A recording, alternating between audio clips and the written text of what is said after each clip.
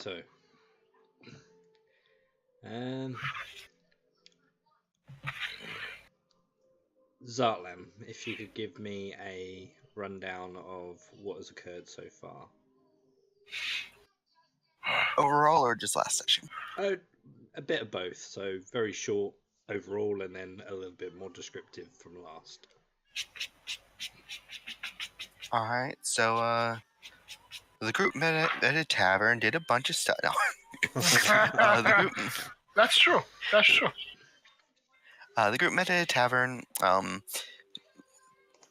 Through word of mouth, found a few jobs to do around the local area, which eventually led to them heading to. Can I get a world map by any chance? Because I'm trying to remember the name of a place right now. Barnia, probably. Let's move you to there.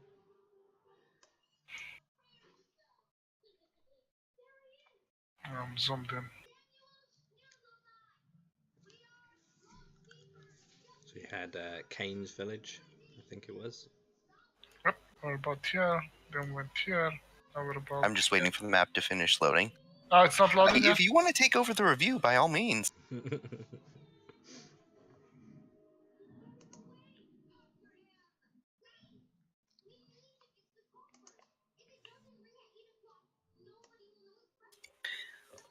I live in Alaska and have slow internet. Sorry about that.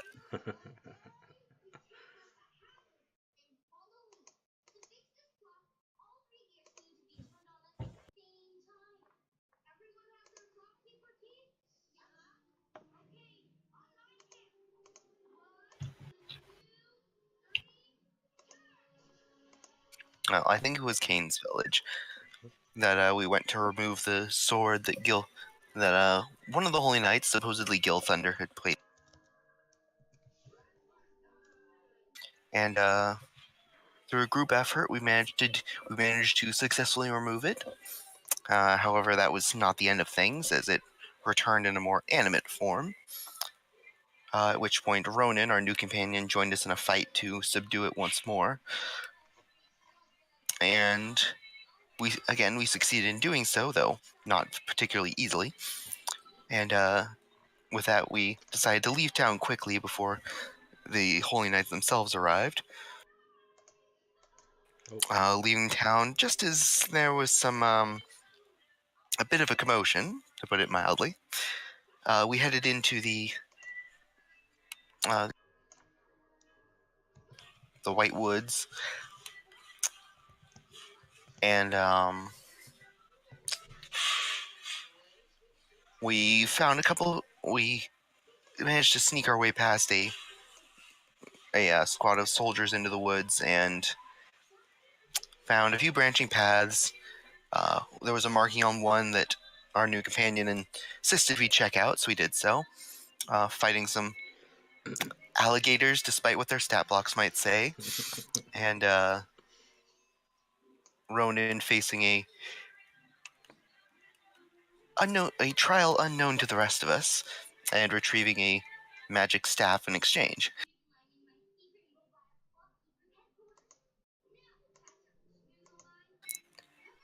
We pushed on through the Forest of White Dreams and came to a cave which was small enough that unfortunately Circavel had to leave behind the giant alligator that he'd befriended, who promptly returned home. As we pushed deeper into the cave, suddenly everything shifted around us as if the DM was preparing something. And that was where we left off. Okay. So, let me move you to the cave.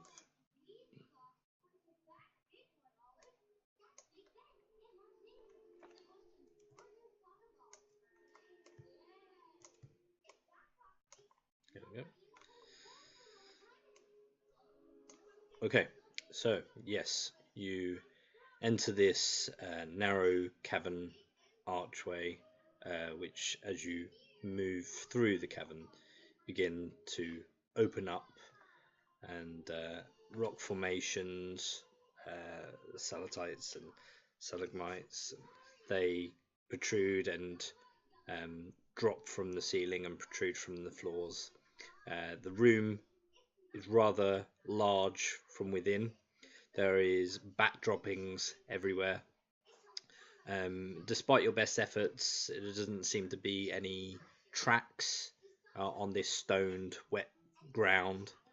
There is a circular rock formation that you can just about make out a wooden chest, and there is also a pool of water with what seems to be some sort of glimmering light within the depths at the rear.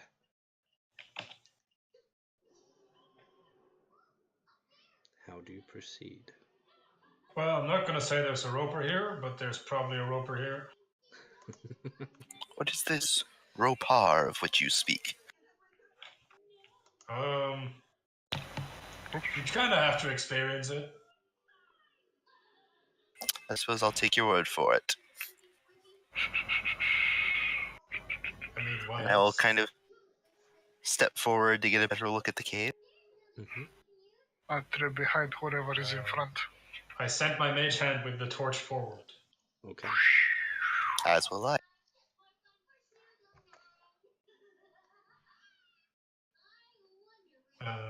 Do we notice anything particular? Other than it's a very large opening within this cave, the rock formations seem still. The stone formation seems oddly prearranged around this chest. Yeah. Might I make a suggestion? We start combing our way through this cover from the corner. And Well, see I what would we can like find. to, but it seems my friend Sartlam has decided he wants to check out the chest. That would be He's highly not- inadvisable. He's not immediately going to enter the ring of suspiciously placed stalagmites, but he will approach them, stopping just outside to take a better look. I do have the ability to detect magic, but it will take me 10 minutes to prepare the ritual. Well, this isn't magic in so much as someone put bait out, and someone is probably going to do something if we try and pick it. However, It seems a bit presumptuous to simply assume that there isn't magic at play as well. I would prefer to be safe, to be honest. It would take only 10 minutes. We're Yeah, not yeah. exactly pressed for it. As you look at the chest, it seems to be a standard small wooden chest with like a bronze kind of clasp on the front with like a keyhole. The keyhole seems to be quite large, so it would take a large key. Interesting. I will relay that information to the others. You know, we could tie rope to each side of the chest and just kind of pull it towards us, but We could, if you wish to. maybe. Like I said, I only offered the suggestion we could simply walk over and open it, or one of us could go. I would advise against that. If it is to be one of us, if we are going to follow that route, I suggest it be one of us that's actually wearing armor.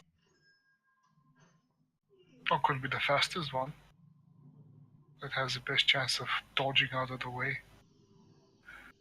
Ronan looks at the goblin disapprovingly. Yes, I Both was have them. suggesting you. Both have their merits, but at the same time, you could argue that the smallest one could do it too, since they're the smallest. I could also chuck an acid potion at it and see if it melts off. That's Sounds also... like a good way to damage anything valuable inside. If it's magic, it won't be affected. And if it's not magic but still valuable, How valuable would it be? Gold would melt, but not gems. could be some priceless work of art inside of there. Art? What is this art? What art would be in here? What anything would be in here? Could be I empty. send my mage hand with the torch towards the lake at the south side. Yeah. Sure. Go ahead and roll an investigation check. I currently have my torch like hovering right above the chest, Yeah, that's fine. just in case the placements matter. Yeah, I mean, there's definitely light from underneath, but since you've moved your torch further out, if anything, is casting like a more of a shadow and kind of distorting what's actually there rather than showing you more. Well then, Um, shall I? Oops, sorry. That's all right. Zartlam, if you'd like, if you're having your torch above the chest, if you want to roll an investigation check also. Oh boy. Sure. Why are we doing investigation? I did ask you, should I do something about it? You said no, so. That's a 5. Yep. Seems like a regular chest. Right. Do you relay that information to us? Seems like a regular chest. Ronan walks in Okay. 1 minute. and has a closer look. Okay. So Ronan's an impatient person. If you guys can't make a choice, he's going to go in. Aren't Understandable. monks supposed to have a high wisdom score? Yep. Oh god, yeah. Supposedly. okay. So as you enter the area, what do you do when you're entered this circular formation? You opening the chest, reaching for the chest. I'm going to take a closer investigation. Yep. To see if I notice anything. Mm-hmm. Careful, it might be trapped. Basically, checking for traps, probably.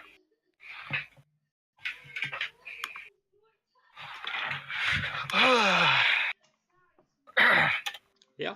So as you look at this chest, you see the circle of the keyhole, and it's quite a lot deeper. Like the recess of the keyhole is much larger and much deeper. And sorry, sorry, Nick. When you say eye, do you mean eye, like an eye, a looking eye? I think he's talking about the circular part on a keyhole. So yeah, the Okay. circular part of the keyhole. I'll get to what I'm about to say.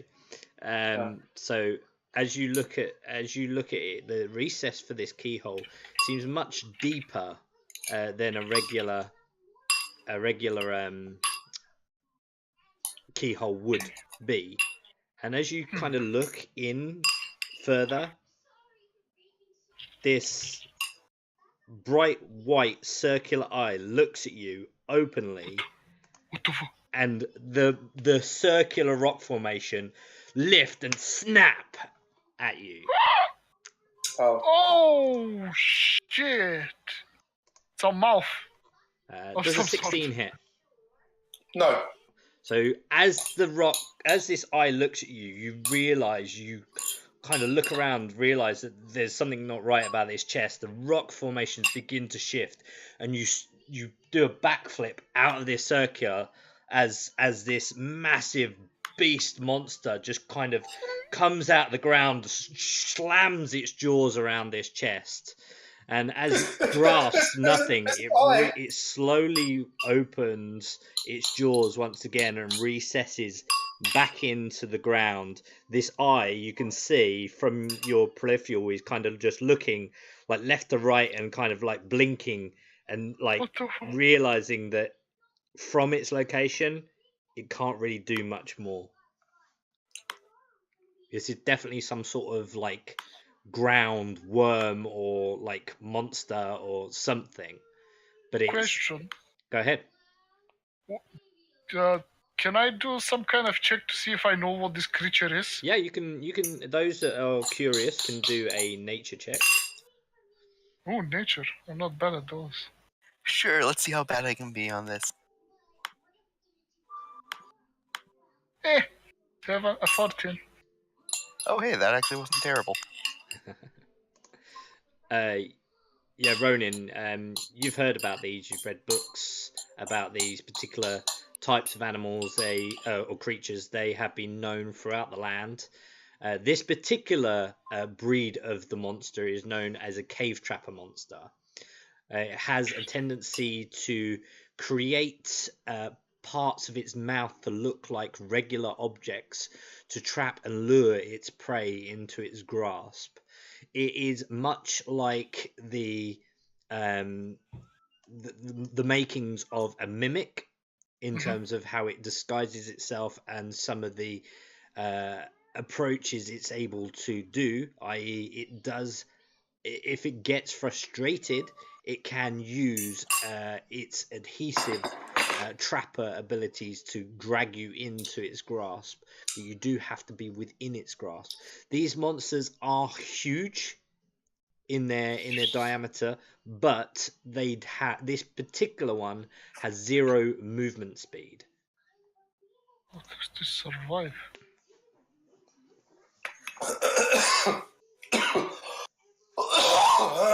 As the jaw resets back into the ground as it once was, you can see that where the dirt and the stone has shifted from within the circle, you can see there are thousands of little razor sharp teeth in a circular formation, and as you look and you see this eye twitching in kind of like looking around, you can see a series of them begin to like shift, almost like they're like buzzsawing, but in a very, very slow manner. What do we do with this thing? Can I make an animal handling check? What would you like to do? Try and befriend the trapper beast. Okay. I'll point out My that thing. How dare you take it from me? Doesn't move. I'll point out that as you're starting to do that, Zartlam is already pulling out his sword. Okay. Just keeping back. Hey, buddy, you're a snappy little one. Mm-hmm. What you doing there? Could eye focuses on you now, blinks. That's a dirty 20. Kind of, you could see that there's like an inquisitive. I mean, there's no facial features to this thing. It's just this eye and this massive open mouth-like form. But it kind of just does look at you directly and just blink. And there's almost like a curiosity to the way that it's like twitching its eye. Can I see like a jaw or anything? Can I see like I can see the teeth, but can I see any part of it around the teeth? You could kind of see like now where it's reset, like there is a form on the inner or the outer circle of this like larger teeth formation, where it's actually part of the creature's form. But it would appear that the center of this is not only home to its senses, i.e. its sight or its smell, but the inside of this rock formation is most certainly its mouth. I have another question. Mm-hmm. Is there any valuable part to this creature that is rare and used for ingredients? Go ahead and roll a survival check for me. Okay. You realize, Ronan, that this sort of big creature needs a lot of energy to 6. sustain itself, probably. Well, It's huge. Well, it's been in here for a while. I'm not sure how many other creatures have been in here. Well, we did notice that there was a bunch of small animals that occasionally walk in here. But animals have no need for treasure. True. This is a trap intended for humanoids, sentient beings, adventurers. Sir Cavell will gather some water in his shields and feed the animal. Shh.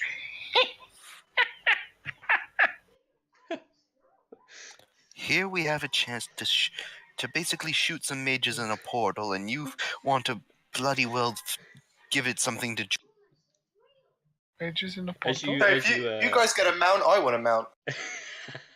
This doesn't move! You know that. Yeah. When have you seen me on a mount? Well, I saw someone on an alligator last time, on a giant crocodile last time.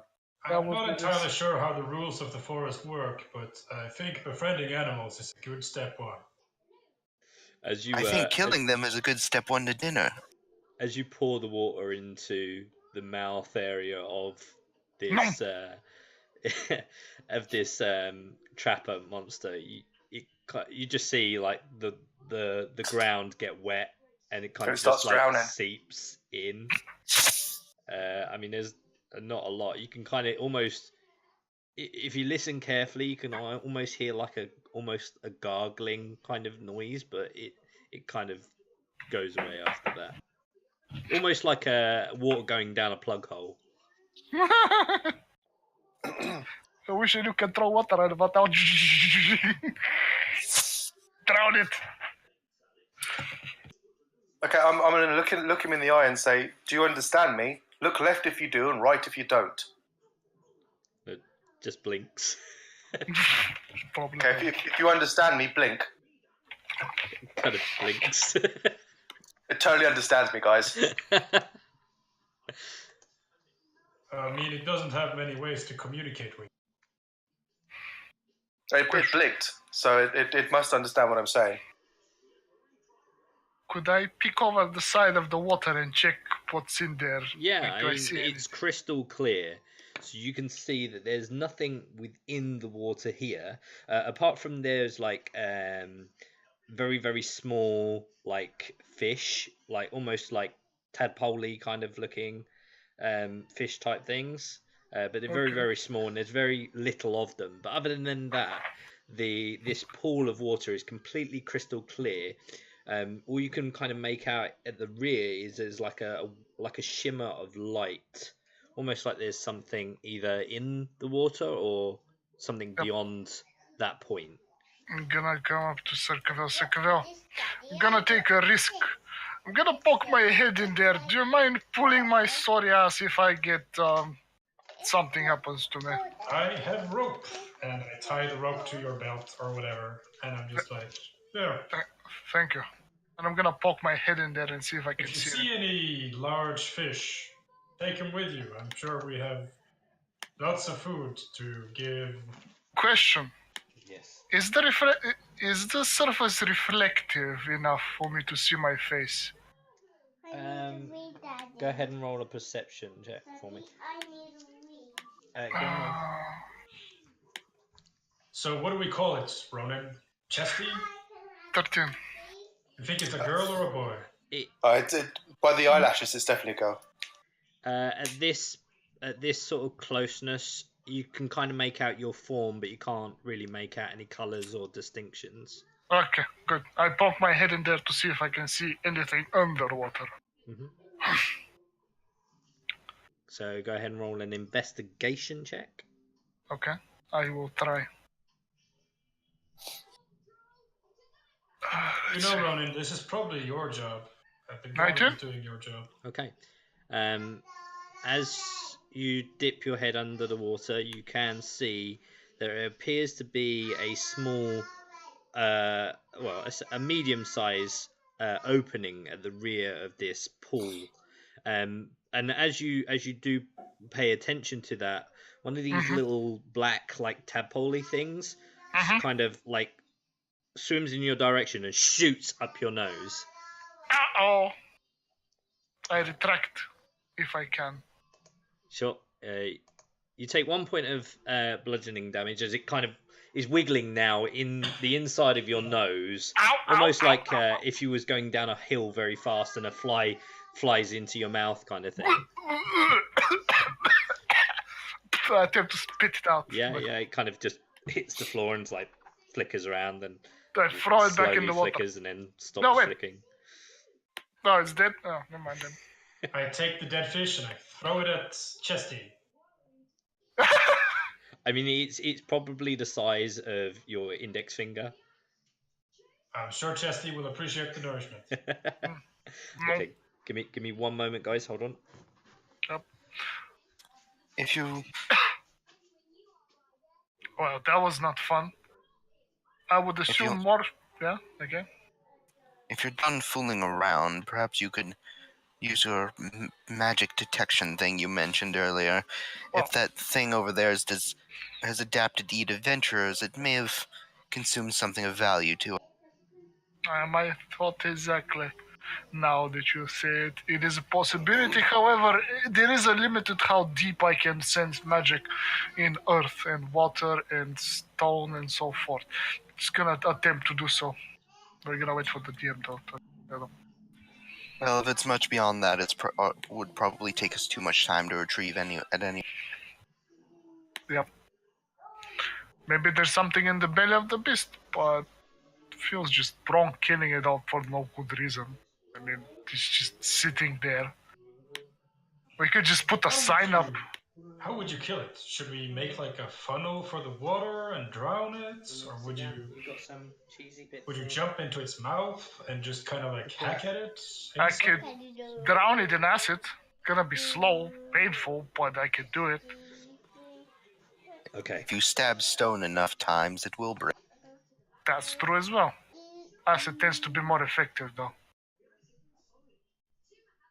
I think we should just dig a ditch to this water and let Take some water do its thing.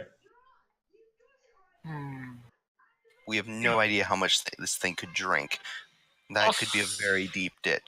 Also, it's probably stone. We don't really have the ability to break this much stone. Yeah, it is mainly stone. This whole cave is mainly stone. So I'm gonna start casting detect magic in a corner. What's the radius on detect magic? 30 feet, but it takes 10 minutes to cast. And you're detecting it on the rock, are you? Currently, I'm just sitting in a corner starting to cast it because it is a 10. After I cast it, it takes 10 minutes. It's concentration spell up to 10 minutes. No worries. So I can walk around afterwards. Sure. It does have limitations regarding, passing through stone and wood. Yeah. No worries. Hold on, I'll post it in chat. Zartlim's just gonna sit down against one of the bigger stalagmites and start resting because he does have a level of exhaustion. Okay. Question: were we trying to rest in this cave? I think that's what we were gonna do. Yeah, that was the idea. Is we were coming in to make sure it was safe, and if it was, we were gonna use it as a place to. Okay. Sure. So, as you rest against the rock formations, Arlen, go ahead and roll a perception check for me. Sure.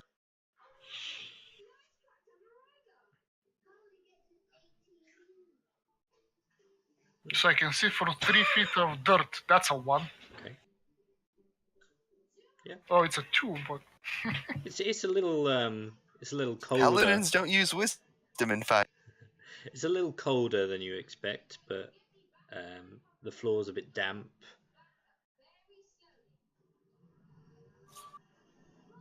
that's about it.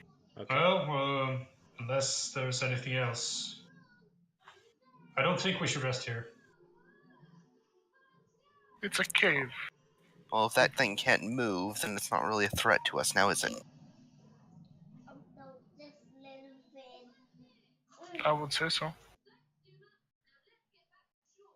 And as a few moments pass and you complete your spell, Fizzle,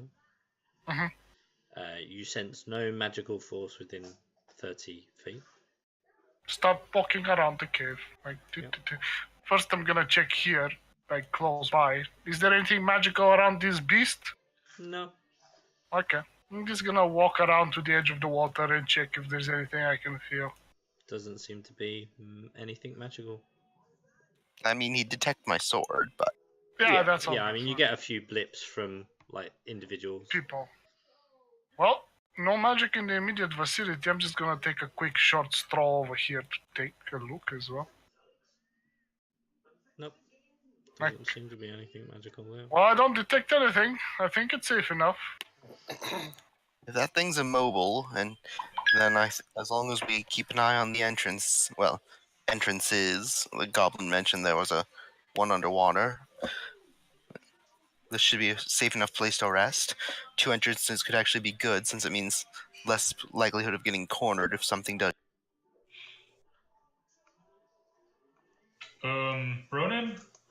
borrow your magic staff? Just for like a fishing trip? My magic staff is not a fishing rod, sir. I mean, it's a staff, and I have rope. It is an ancient staff of much wonder. Zartlan will pull out a javelin and hand it to Cavell.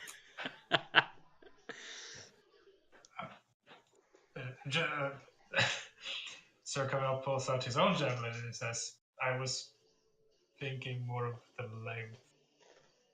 Besides, fishing with magical items is like the closest thing to a hobby from me. Then find your own.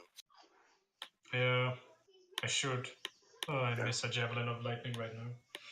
So, I'll attach the rope to my javelin, and I will chuck the javelin into the ocean. The water. What type of rope are you using? The 50 feet of hempen rope, but it's like... So it's relatively thick. It's probably about, what, 20 mil or so? Yeah, but it'll work. Yeah, okay. What's your intention for this rope? I will catch some of the bigger fish. There are no bigger fish. There literally are about a dozen or so of these index finger sized fish. I will chuck the javelin at the magical entrance. Not a magical entrance. Oh shit! There just seems to be glittering. Yeah, it seems to be light from that's like behind. As Fizzle, as you looked into there, you would have seen less of the light and more of the actual opening. Yeah. Did I not say that there is an opening on the other side? Well, there is an opening on the other side of that pool.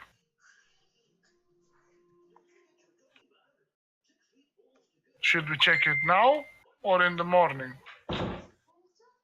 The rope kind of almost drifts in the direction of the hole. It's not like doesn't seem to be anything magical. It just seems to be like the way that the current seems to kind of take.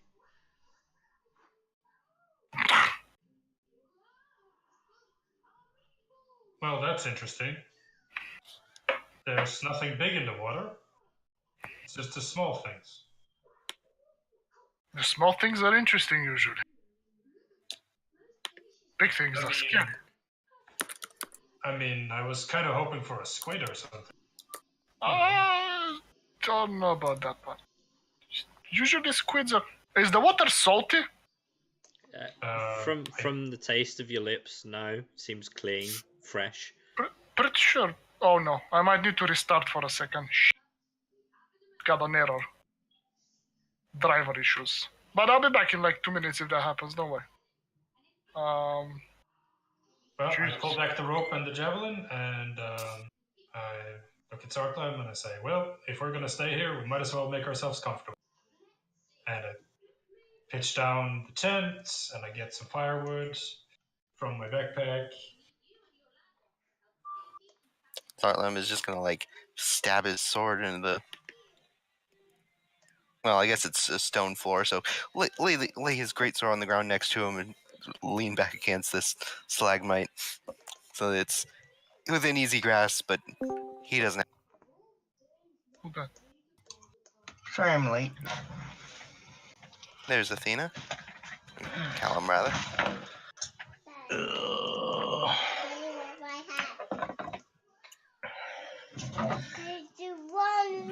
You're currently locked in the woods, Callum. Alright. I fell asleep in the bath. Probably shouldn't do that. I'll be back in a bit, I need to restart. Yeah, come on, eat it. Probably. Is Nick okay? Probably just dealing with the little one.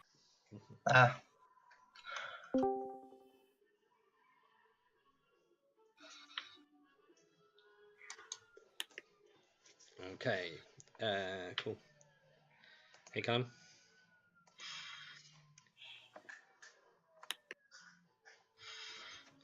Yeah. So we take a very long rest. We wait 24 hours in this place.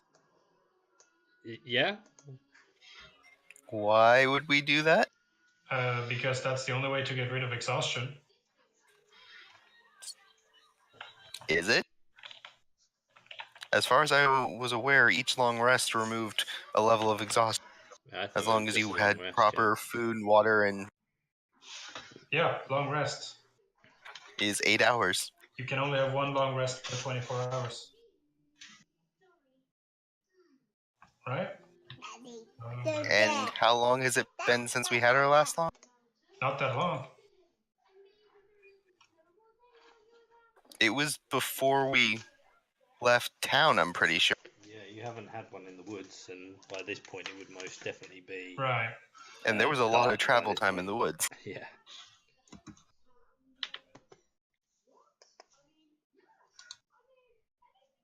Yeah, it's probably night time. Maybe. We don't really know how to tell night anymore. You can head outside the cave and have a look and see if you can discern what time of day it is. Yeah, sure. I'll head outside the cave and see what time of day it is. Like that. Uh, Is that what you want? yeah, if we've gotten a level of exhaustion, then we probably should rest. Well, some of us failed saving throws against the mist. That's why. That's why I can't wait until level 6. Why my finger wipe it? You're such a Do I got a level of exhaustion? yes, you do. Okay. What's your character level currently? Roland? Sorry, Yeah. Alex. Sorry? Sorry, not Ronin. Rolen. Yeah. What's your character level? 4. Okay, good to know. Is it supposed to be 5? No. Just in case I didn't know if you'd leveled up last time we did. Sorry about that. So, Yeah. you travelled through the woods. There was a scuffle back at Barovia. In the morning, Gilfunder arrived at the town. You all had to flee out of the rear on the back of 3 horses. You and Orion were both extremely drunk. As you travelled way beyond the rest of the group in the woodlands, you kind of got lost a little bit, to the point where you just managed to see the group off in the distance, and you rush forward as you were sobering, and you've lost track of Orion, but you did find the rest of the group in this cavern. Alright. A very large giant alligator rushed past you on the way up to this cavern, and didn't kind of even spend any time even entertaining you that you was there as he rushed past.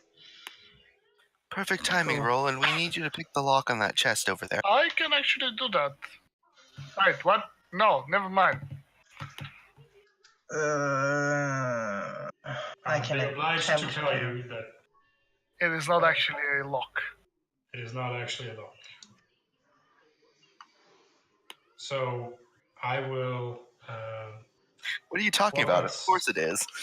I will walk outside. I will take like a bark from a tree, and I will write monster. Do you see that, DM? What What? was that? It's totally a lock chest. Yeah, if that's what Zarlam says, that's what it is. It's a casting suggestion. I would know that. I'm arcane proficient. I grab my bow. Hey, if you don't believe me, you can roll insight. No, it's not about belief. We all know that you are lying because we know what it is. Like, if you're casting suggestion, I would notice that as an arcane proficient I did not. spellcaster. I did not cast suggestion. I grab my bow and I shoot the chest. I don't know. Okay. Well, go ahead and roll an attack. I rolled deception at disadvantage because I have a level of exhaustion and rolled 2 nat 20. Yeah. Oh, we're gonna. Well, since it's not a spell, we're just gonna say you're straight up lying. Can I use my deflect missiles to sort of run and intercept the arrow? You could try. Yeah, sure. Okay. Yeah, but Roland wouldn't have had any reason not to believe me. Yeah, but I wouldn't let him walk into a freaking mouth of a goddamn freaking lizard worm thing. That's the point. Neither Does would the Sir Cavell. Does a 17 hit it? It would, but the monk rushes in and uses his deflect missile to deflect the Doesn't he arrow. have to roll the Yeah, I'm just waiting for him. to deflect do that. missiles? So I think a D10 plus dexterity plus monk level. Ew. Do I need to do any sort of checks to catch it? Because normally it's if something hits me and does damage to me. What's your dex? Go ahead and roll a dex, yeah. Roll dex. Where is my character sheet? It's like all depends on the DM how it wants to do this. Like, you know. It'd be a dex. Because it's like it's the use of a thing that's like different than normal. Because it's higher than the attack roll, I would say you manage to grasp it just right at the very tip. You do take the 8 of the piercing damage that it would have caused. Okay. But other than that, the sneak damage is not given, and you now see this monk holding your arrow and bleeding from his hand. Don't shoot, Chesty! Hold on. Ruin all my fun. I forgot the name of the black capture. Chesty's our friend. One second, I'll find it. And I'll give him a little scratch under his jaw. Okay. Go ahead and roll an animal handling again for me. I want to help you, so I'll give you advantage. I'm rolling really well today. Yeah, you kind of see it's there's the inner line of the teeth kind of like as they turn, they kind of pause, and its eye kind of almost like twitches, like as if it was being stroked under its chin, kind of thing. Blink if you like it. Kind of looks left and right, looks at you, and blinks. I understand. It would be at this point, Roland, that you see this monk now petting what appears to be a strange creature that is very mimic-like in its essence. In terms of it appears to be in some sort of lure trap cave monster.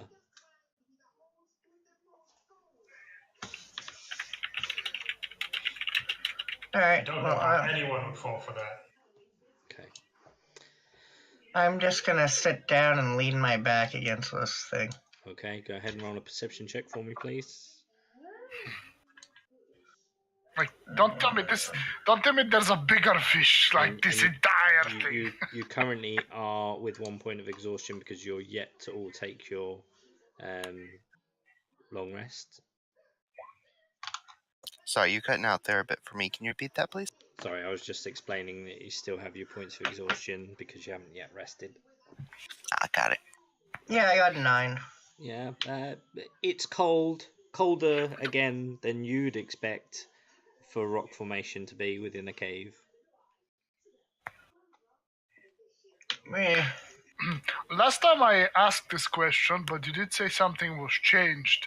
I did inspect the crystals or formations for being of any value or interest or arcane or nature or whatever, Yeah, but I don't know if that's changed. No, they just seem to have been some sort of rock formation.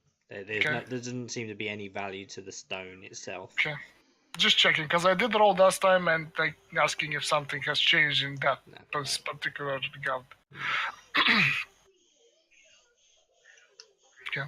Well, are we going to rest for the evening? Who's taking first watch? Ronan. Got volunteer. I volunteer you, Ronan.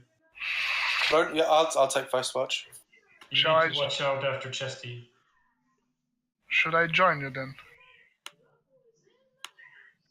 I will say, for brevity and the environment as it currently stands, the hours pass. You each take your stand to watch over the other. You each have a long rest, and you awake feeling revitalized. So you can remove your points of exhaustion. Thank goodness. My skills are bad enough as they are.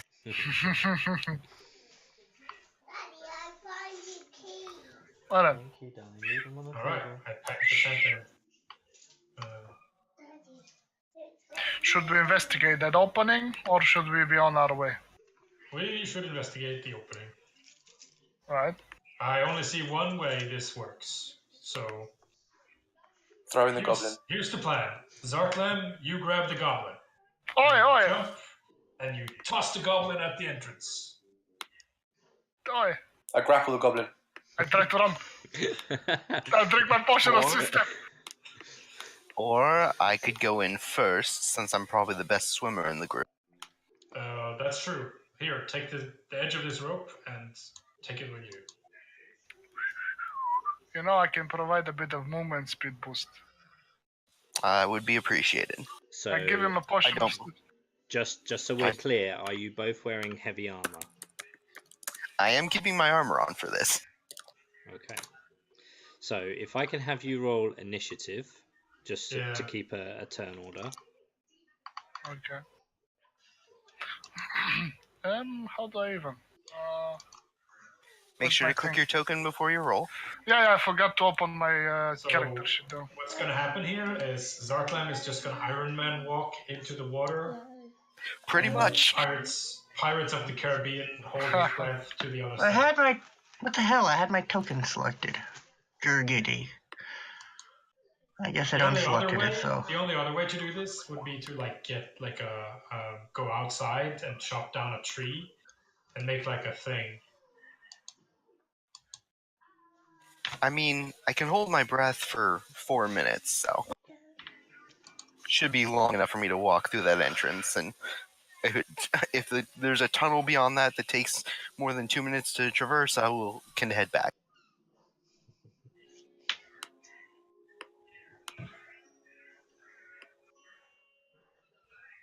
I mean, if we're all walking, then we're all walking, right? Well, some of us might not be able to, hold our breath that long, so... I can literally hold my breath for 1 minute. Yeah, so I will go in first to see how far it is. So those with heavy armor, it is at half speed. Yeah. Should I go in first because I'm the fastest? It's also a possibility. I will point out what happened to our goblin friend.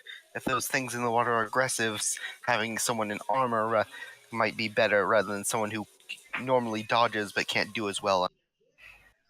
We have no idea what's gonna happen, to be honest. I reckon I reckon I can make the hole in 6 seconds. And we don't know what's beyond it. Yep.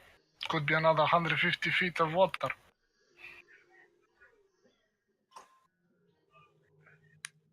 Yeah, we could make a raft if you guys feel like waiting a bit. I'm pretty sure the hole's underwater, so a raft isn't gonna... Well, make a decision. Who's going in? Well, we already made that decision. Do keep in mind the rope is only 50 feet long. Keep in mind, all of us have it. Let me see. Yeah, it's mostly just so that Zarklan can be pulled out. Yeah, Something happens on the way to the 50 feet. I will actually take out my rope, tie it to the end of that, so we have 100, and say, if I get to the end of this and there's no sign of an end to it, then I'll come back. Okay. All right, 100 feet of rope. I believe give you that's it. the potion of Swift. For a minute, you will be 20 feet faster. All right. Which will basically mean 10 feet underwater. Yep, but still 10 feet. Unless the DM decides that heavy armor restricts further. No, it's just half movement. But you will probably sink to the bottom. So. Oh yeah, no, I was fully intending to Iron Man this. So, Roland, you're holding back, are you? Yep. Well, I mean, I don't mind going in. I feel like I can get in and out the quickest. I can just go have a look and come back. Well, if that's what you feel was- like doing, then that's what you feel like doing. I'm not gonna stop you. But And besides, it was Roland, not Ronan. This is gonna get confusing. It's not Ronan yet. It's Zarklan. All right. Yeah, I'm just going to start walking straight into the water. Yep. You actually get as you step in, it's like very shallow to begin with, like to your ankles. You kind of get halfway into the pool. I'd say probably about here before it starts to decline, and it slowly, progressively goes up to your waistline, and then you could probably get another halfway before you're actually fully submerged. Okay. Yeah, I'd basically just be taking the dash action, so. Yep. So give me a sec. I think I would get about there. Okay, give me a moment and I will reveal some areas. And yeah, I'm just holding my breath, marching along the bottom, not even trying to swim. Well, attempting to might help you, go a bit further. You technically can't swim in heavy armor. Oh, you can, but it's going to pull you down. Yeah, it'll be heavy. Your movement is halved. Or at I least mean, that's something I've read. I have pretty high athletics and the heavy armor master feat, but I'm not even gonna attempt it. I'm just walking. Makes more sense. So as you approach the hole, you look in. You can see that there is a larger tunnel. Doesn't seem to be any kind of much of an opening. It's all mainly underwater, but you can see halfway into this tunnel there seems to be like a patch that possibly would allow for an airflow, possibly like a place to take a breathe if needed. So which works out about here. All right. And then it continues on a little bit further, but you can see that there's another opening beyond this tunnel, but you can't kind of make out what's behind or what's beyond that point. All right. That's it for me for now. Okay. Give me one moment. Hold on.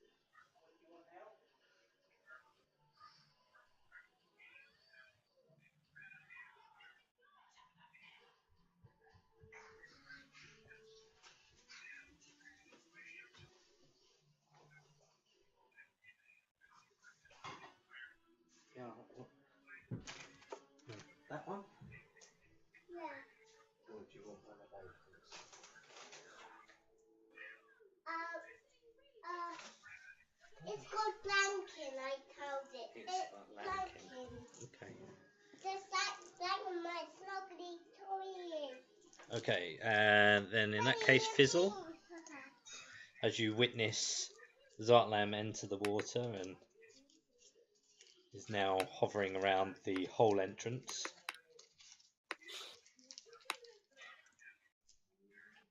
Okay.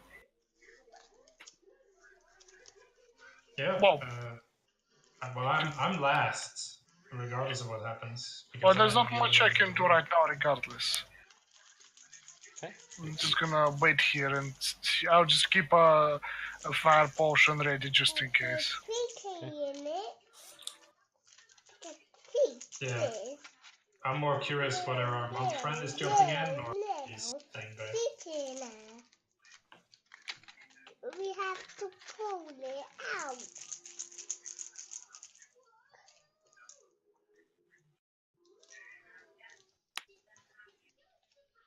So Ronin. At what point does the pool become difficult terrain? About half, just beyond the halfway mark. So I can wade in fine to what was that, 35 feet, Yep. and then after that it's difficult terrain. Yeah.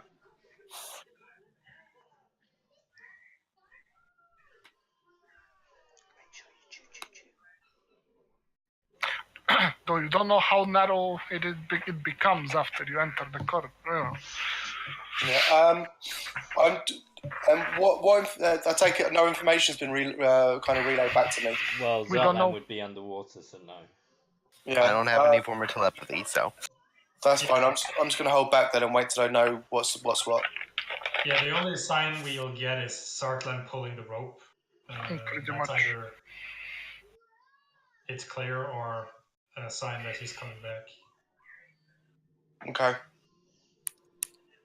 Yeah, I'm just going to hold any actions. I'm gonna wait for him to come back. Yep. I'm gonna wait for Zartlan's turn as well.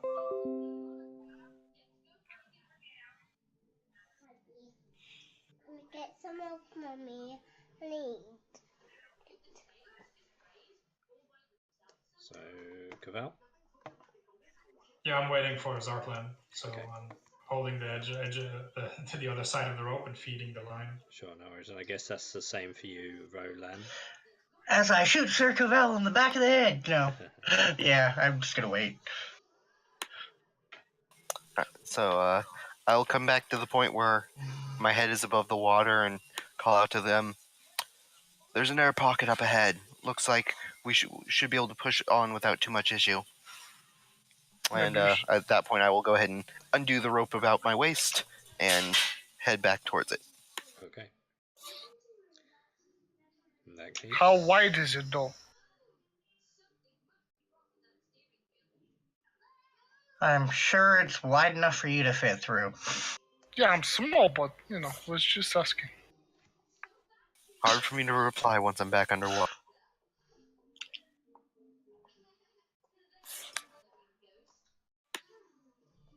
Okay. Oh, don't look at me, I'm last. Yeah, well, I'm just was waiting for my turn. I'm gonna take the swift potion that I have. Mm-hmm. Don't And you have I to will- wait a minute? what? You have to wait for the one that I drank to wear off. You can't use the formula for another minute. Oh yeah, okay, then I will not do that. I will simply start swimming in the direction. Like, gonna walk as much as my tiny short legs can go. I'm gonna start swimming towards on the surface if possible. For now. Well, you have the rope, so you can just follow the rope. Yeah, but I'm gonna dive. No, I untied the rope from around my waist. So I'll just take my action and my movement to reach as far as I can. Yep. You see that as far as you get, that this opening is much larger than a humanoid form, a regular medium-sized person. So.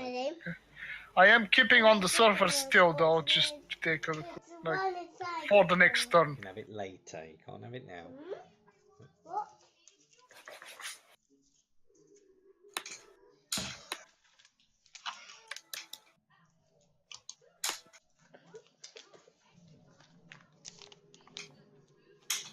Is there a good symbol to represent being underwater? me check. Isn't there like a face with like a teardrop? Yeah, sort of. Look. That's about the best you can do. Or you can go with the timer. With my hands. Yeah, timer could be good, I guess. Yeah, it probably seems the best. Well, seems clear. Let's go, Monk. Let's go, Roman. Okay, so.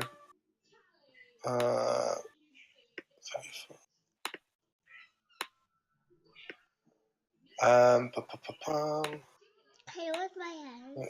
5 and another 15. And then dash for another 25. No?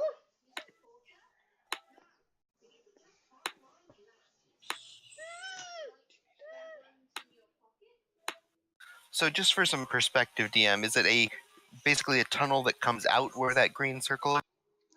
No, so where the green circle is, that it just seems to be like you can see where the water rivets around the cave roof within this tunnel, and you can tell by previous experiences that generally there means there's like a pocket of air, like an opening that you can kind of take a breathe.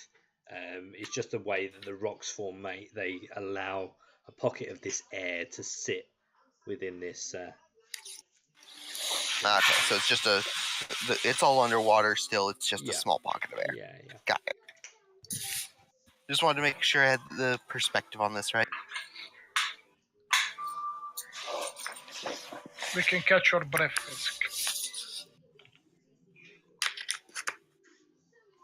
Okay, Roland. I put my bow in my knapsack. Yep. And my quiver, and then just go over here with a dash. Bonus action dash. Okay. I use my action to wade in water. Yeah, you have like your bonus action to move as well. So If you're a rogue. That's what I just did. I don't have enough movement to get to the air bubble, though. This turn. yeah. But you have a minute. It's fine.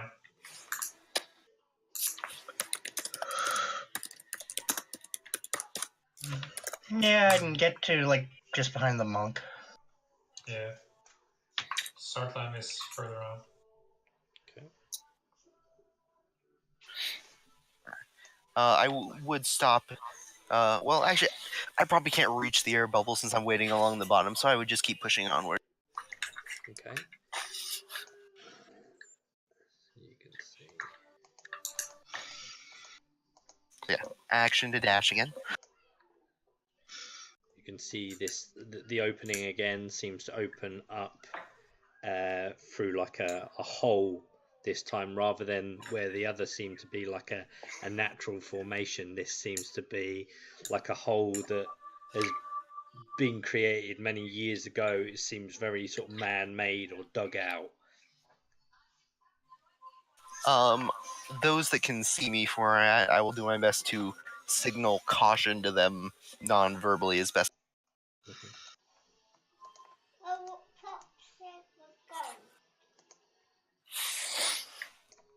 Do I need to roll anything for that? No, you should be alright. Bless you. I think that should be relatively clear that that's what you're trying to do. Okay. Just do the closed fist sign. Oh, shit. I'm just imagining those like signs in movies where like the trained soldier is giving like a bunch of hand signs and the untrained people behind them are just like, what? Keep going faster. I got it. I will take my action and my movement speed to dash 25 feet underwater. And about here. Okay. That's my turn.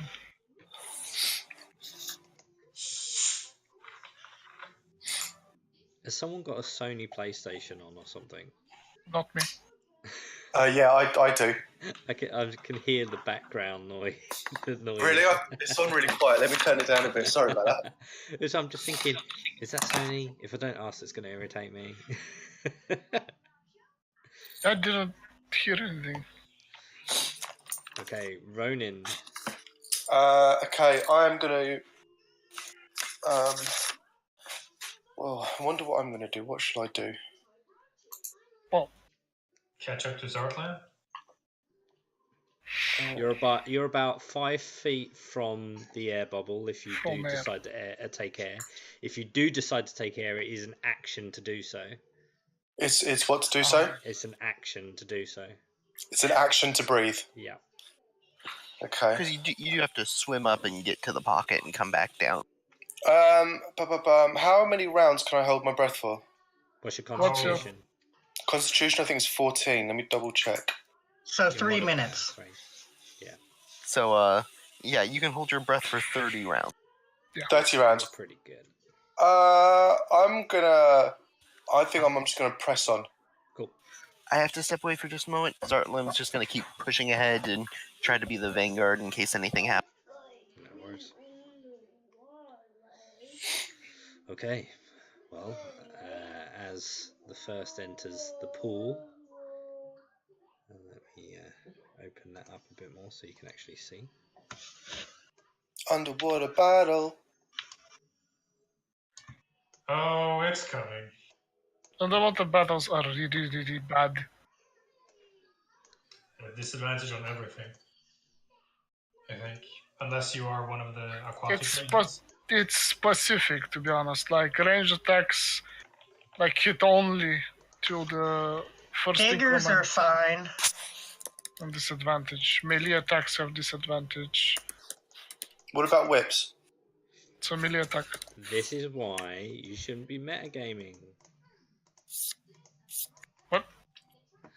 So, Ronin, as you enter this pool, and it's very shallow, the opposite side of this room, and as you sort of swim up and you look around, you can see that there is an opening, and there's a dark crimson red decaying tree in the center of what appears to have been some sort of ritual, like temple-y place or something along them lines. Actually, that's all you can kind of grasp from that perspective. Okay. Cavall. I keep going forward. Okay.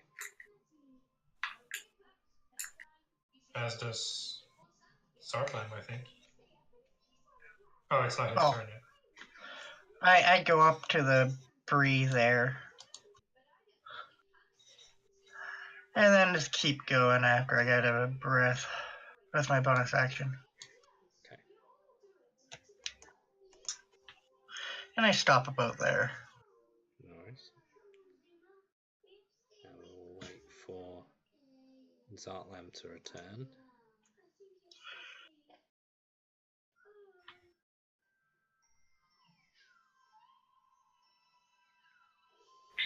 He said he will press forward, from what I understood. Yeah. He said just moving forward. Okay. It's about there.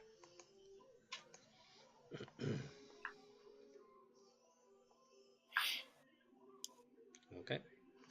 Fizzle. Oh, considering everyone just left me, I'm just going to take all the strength I have and dash forward. Okay. So this is the 25 feet for me.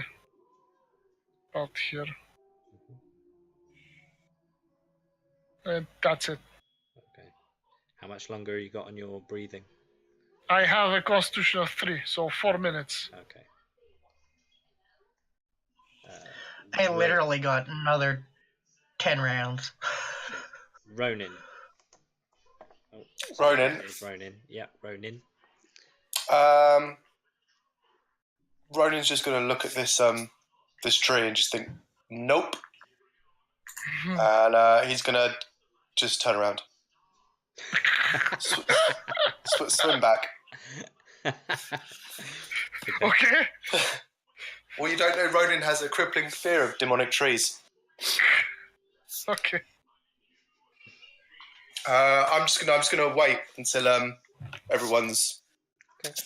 I'm gonna hold my action. I'm just gonna ready. Just get a shuriken out and just kind of keep it ready. Yeah, no worries. In case anything moves.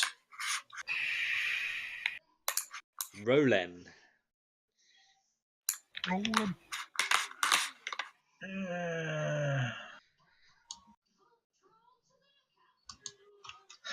Poke my head out of the water. What's going Alright, on? I'm back. Look at what we're seeing. Okay. Seems I timed my return well. Indeed. Mm-hmm. So, Zartlam, to give you a perspective again, you emerge from the pool and you see a dark crimson red decaying tree in this almost like ritual temple-y like location. It seems to, if you want to try and discern a bit more, you'd need to do an investigation roll. Sorry, DM. Yes. Like these bits here. Yeah. Is this all a wall? Yeah, there'd just be a surrounding wall. There doesn't seem to be any like holes or exits from this location. So there's no like doors or anything, or it's just literally this is the only way in and out. It would appear so. For Okay. now, at least. So I'll go ahead and move forward and then Okay. taking as you his step action. forward. Okay.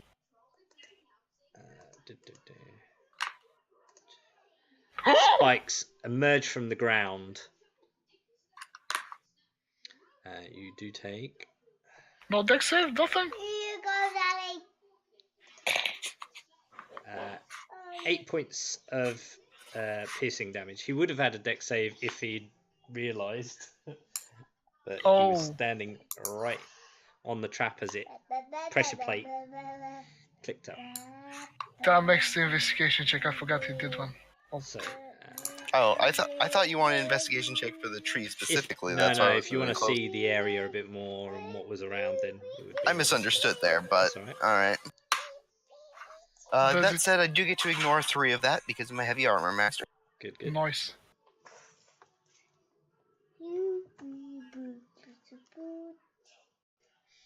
And then I will go ahead and roll the investigation check. Okay.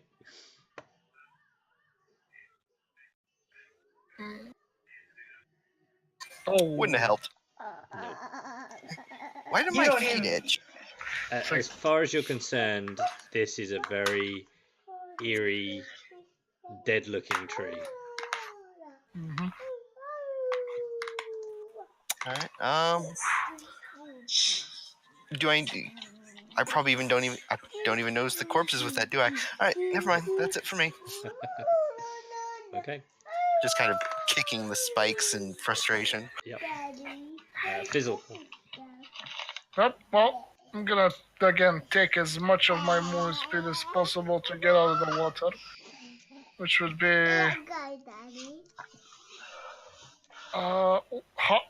when I reach here, do I get to pop out, or is it still underwater? It's just at that part you're still underwater. You Okay. another 10 feet. Yeah. Now you. I take my full action and my movement speed in that case to pop out of the water. Yeah, no worries.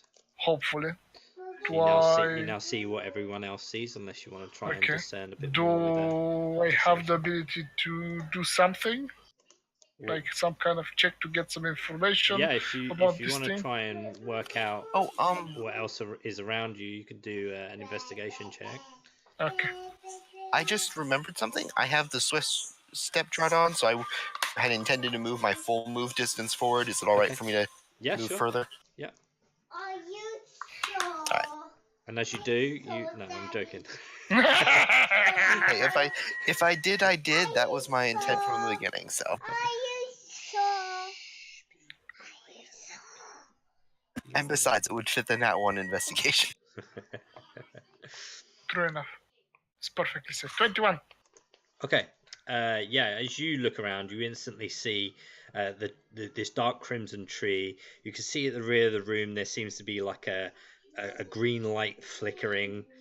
You can see fabric from a tent of sorts that seems to be at the rear, and you can see that there are a series of like pillars that have since collapsed through the decades, and two almost decaying like bodies, but it's almost like Daddy, they're can you put it in the bin? they've been dead longer than the time it looks like they've been dead, if that makes sense.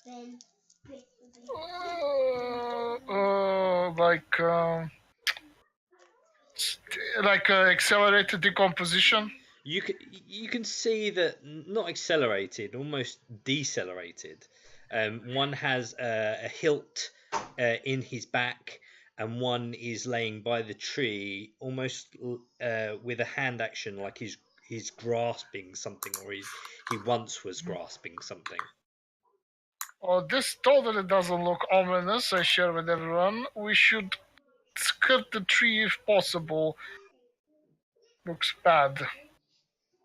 That's end my turn. Okay.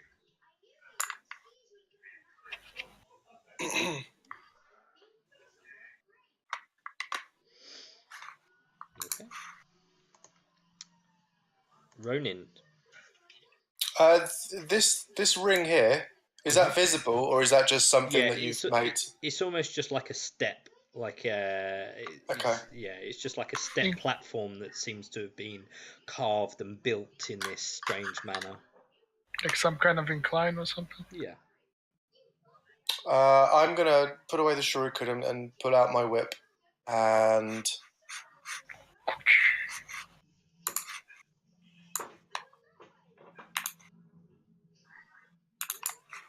sort of just edge forwards next to Zartlam. Sure. I'm avoiding the spikes. Like he did show his pathing. Yeah, I would say at this distance you could see the two dead bodies, and this tree it's got a lot of dark black elements of decay. It looks like it's probably been here for 100, maybe 200 years, maybe more. It's hard to kind of figure out. But these two dead bodies, there seemed to have been something between them, perhaps. One, as I say, you can see the hilt in the rear of one almost kneeling down to the tree, and the other seemed to have been one hand to the side upwards by his head, seemed to have been holding something in his hand, but has since gone. Have I heard anything about this tree in any books I've read, or anything? History check. Yeah, history check. 10. No, nothing that seems familiar in terms of any kind of readings. Your brain kind of focuses around like monk history, and it doesn't kind of bring back anything that you recall. Okay. All right. So Cavell shows up. And keeps walking. And that's my turn.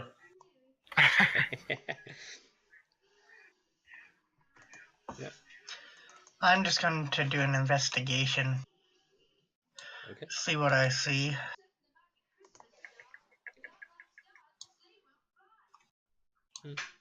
I mean, with a 12, you can kind of see from your perspective, you see the green light flickering from the rear of the room from some sort of light source, and you can see embers of like fabric that kind of seem to be at the back of the room, but other than that, there doesn't seem to be much else. Alright. I'm perfectly happy where I am right now. Okay. I'll switch out to my bow. Okay.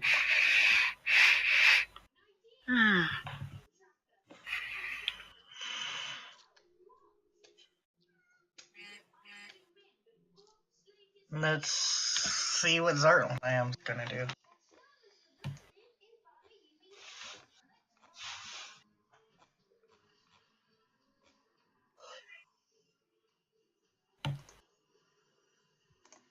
So, Zartlam is going to kind of circle around this tree, since it's the only thing you really noticed, and come around to look at it from the other side.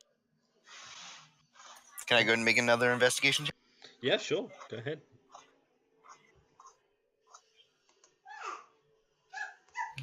Well, seems to be a completely ordinary of creepy tree. Looks like we wasted our time.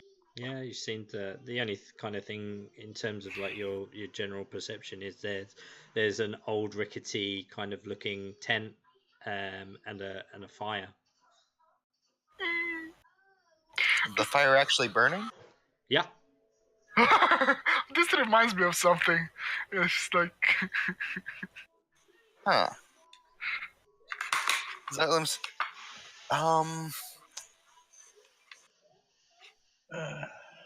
This was a very I mean, dragon Zartlam's not the brightest individual. Zartlam's not the brightest individual, but I think he would know that it's not natural for a fire to be able to burn that long in a place. Yeah. especially green. Hello? Is anyone there? But yeah, he's just gonna kind of stare at it as he mutters, "I knew that guy who told me trees needed sunlight was full of shit."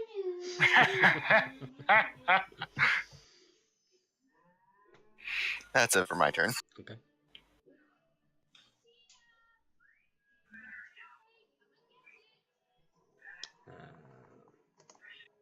Fizzle. Yep.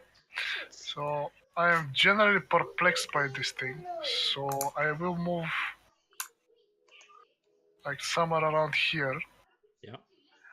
Can I take a full turn of like thinking back on any information I could recall, like nature-based, history-based, something like that? You can do, if you're trying to work out something about the tree or this environment, you can do a history check. Ding ding.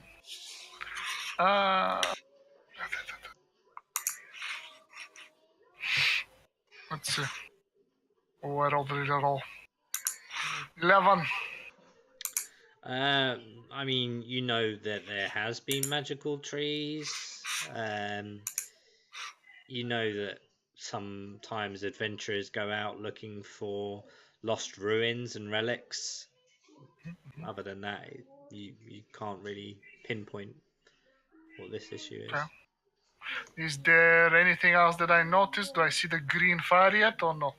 I would say from your perspective, you kind of see the flickering of the green embers of this campfire. I'm gonna take the remaining few steps I have, try and see. Do I get to... Probably not. Do I get to make a check on that by any chance? Like, is Not it this magical? Looks magical. Yeah, I thought as much. Okay, that is my turn. I gotta try, you know?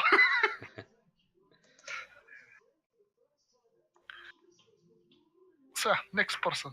I'll be right back. AFK for 1 minute. Okay. Ronin. As he goes and pulls the sword out of the guy's back.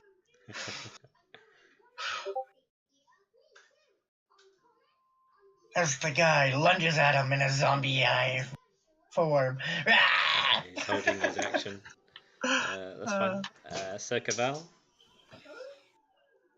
Okay, Sir Cavell steps around the thing and he gets to the guy. Do I recognize their uniforms? Or is this... They don't seem to be wearing any kind of sigils or signets or any kind of markings of nobility or anything like that. It just seems to be very decayed, now rusting, adventuring type armor. It was definitely a male human. The hilt of the blade, very simplified wood, with the decaying of like a padding wrap around the hilt. You can tell probably that this individual was either like a roguish kind of like character in terms of his abilities, or it may have been magical, i.e., perhaps a sorcerer or something along them lines.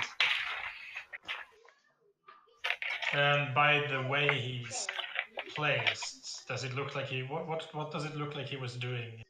An investigation check would tell you more. All right. I hate investigation. That one.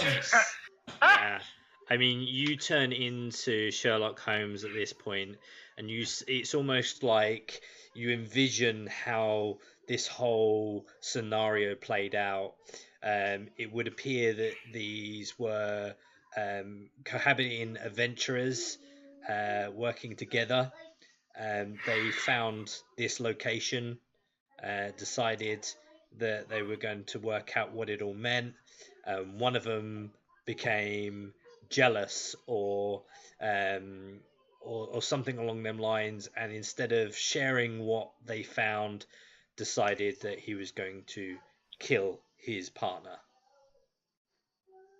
Boondock Saints. Level deduction. And it would appear then after that point that something sinister or otherwise happened to his friend, the betrayer. This is gonna be an alignment thing, isn't it? Well, shit. So, mustering this knowledge, Sir Cavell says, "Aha!" And he puts out his finger and he says, "This man was stabbed in the back." No shit, Sherlock. Are you sure? I thought he died of drug. Elementary, my dear. Roland? Okay, so Roland. Is there a door or another exit out of this place? It doesn't appear to be. Shit. It seems that this is still like a rock cavern formation. It just seems to be elements of this has been designed and man-made, but has worn away with time. I'm like, well, there's obviously nothing here. Why don't we go back where we came from?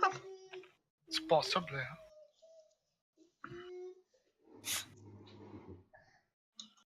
As I step over here. And I just notch an arrow. Ready to attack anything that attacks us. Okay. Pew pew.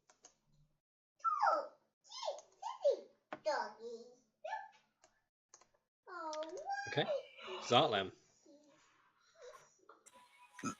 As after Zartlan stares into the fire for a few moments, snaps his fingers in realization, he says, "I get it now. Hector wanted me to dominate a tree. He must have been talking about this one. I'm gonna come over and swing my sword at the tree." Oh boy. Go ahead and roll an attack. Come on. Let's go. Nope. Wow, that is terrible. Do I have advantage because it's... Because it's immobile? No. Probably not. Figured it couldn't hurt to ask. Well, good news is you miss. But- Bad news is you miss. As you Sorry, saw- dear. Seeing him swing at the tree, would that trigger my held action? if you'd like it to. Seeing Xylem attack this tree, I'm gonna try and hit it with my whip. Okay. What's with people and attacking inanimate objects? Well, last session, due to some rolls, Zartlam got into his head that he needed to conquer a tree.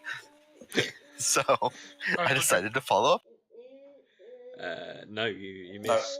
But as you do whip at your whip, the crack kind of almost echoes around the room, and you do begin to hear a few kind of faint.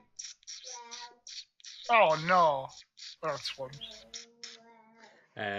But at this stage, it kind of echoes around. But other than that, nothing at this point happens. Fizzle. I want my extra attack. I would like to, if possible, to think on that green, strange, weird fire over there. Yeah, you can go and have a look at it if you like. Like, I don't want to get near the tree, to be honest. Like, Fizzo is not okay with climbing next to this tree. Can I look around for some runes on this stone or something, or is it just a pillar? I mean, with your passive, you can tell that there's no markings. It just seems to have been a decaying pillar that Okay. once stood. By any chance, do I hear squeaking? Yeah, most definitely. It's echoing throughout this whole chamber. Shit. Can I attempt to climb on top of this pillar? If You it's can like short with a enough. dex check, yeah. Okay, I'll try to do that. That's pretty much what Roland's thinking right now. 13? Sure. You managed to get on top of this pillar. Well, I can't really get on top of it, but yeah. Something like this. Okay. Can I ready a fire brew just in case?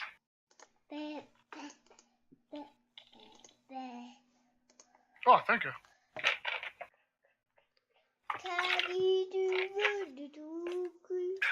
Can I attempt to ready an attack?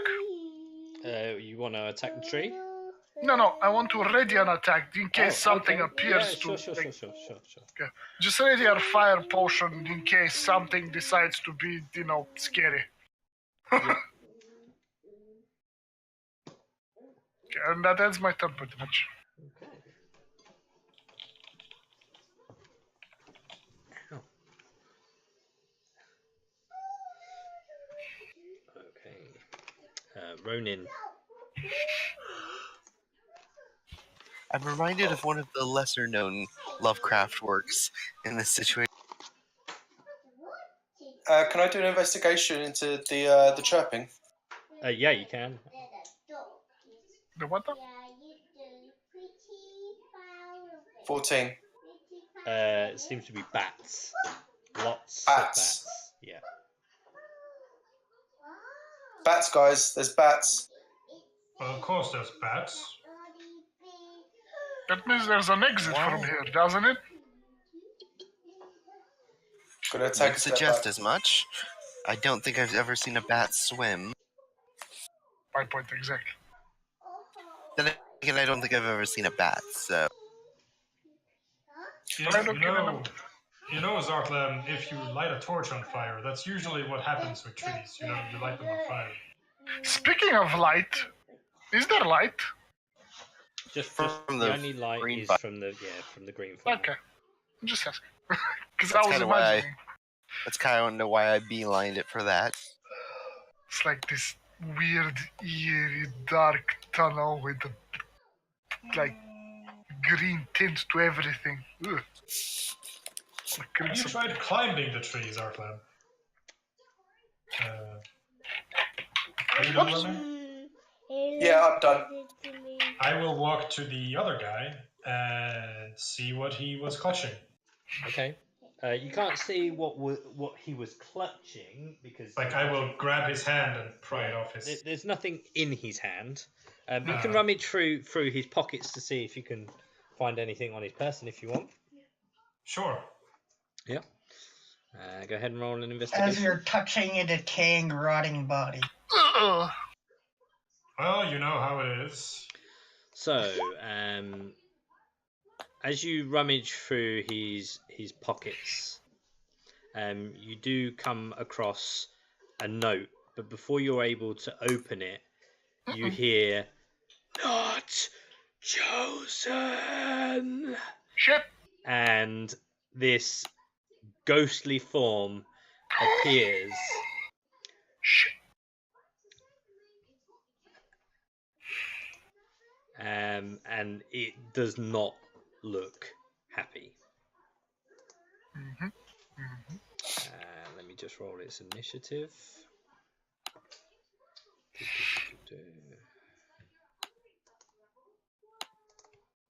course.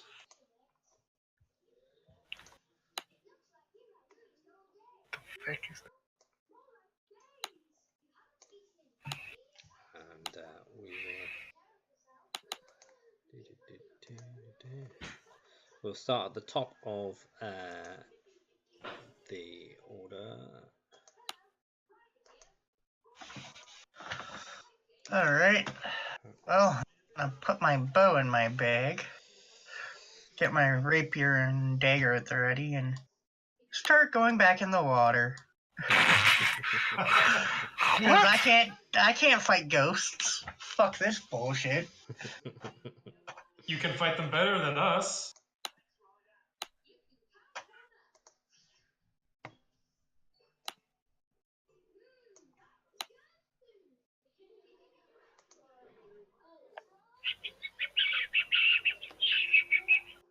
Someone's having fun with the ruler. Yeah, it's Frizzle. That's my turn. Sorry.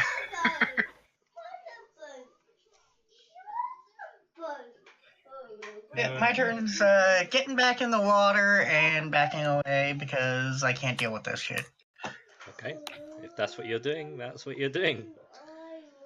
Zartlam, this wraith almost just appears corporeally in front of you as you see Cavell rummaging through the pockets of this dead body on the floor. Can I make a quick religion check to see what Zartlam would know about fighting incorporeal undead? Sure. Not easy. Not great, not terrible. You know they're not easy to kill. They have a lot of resistances and immunities, but generally, yeah. Would I know that non-magic weapons don't work, or at least not as well against them? Yeah, I would imagine so. That much you would know. So yeah, in that case, he's immediately going to drop the regular greatsword and pull out his broken silver sword, because that should hopefully at least do something. Switching weapons is a bonus action, though, so his action will be to take a swing at it. Okay. As he says, "Die, spirit of the tree!" So you're gonna be conquering a tree after all. So, works fine. Exactly. It all works out. 19 will hit. Not bad. And I will make that a divine smite. Nice. Don't you do like necrotic damage or something? No, psychic. Okay, never mind. I remembered wrong. Smash! Smash more! Wow, that was bad. Okay. Yeah. Well, still good. Still. I mean, the piercing damage was great. The smite damage was bad. Okay. Would be worse. It should take the extra damage against undead. Yeah, it does. So everything seems to Damage work singular. like you wanted. Shit. Fizzle. I'm kind of in a precarious spot right now. Right. I'm gonna the fire potion dissolves pretty much. It loses effect at this point. Let me see now. Whoops, wrong thing. There's not much I can do this far away, so I will attempt to slide off the stone now.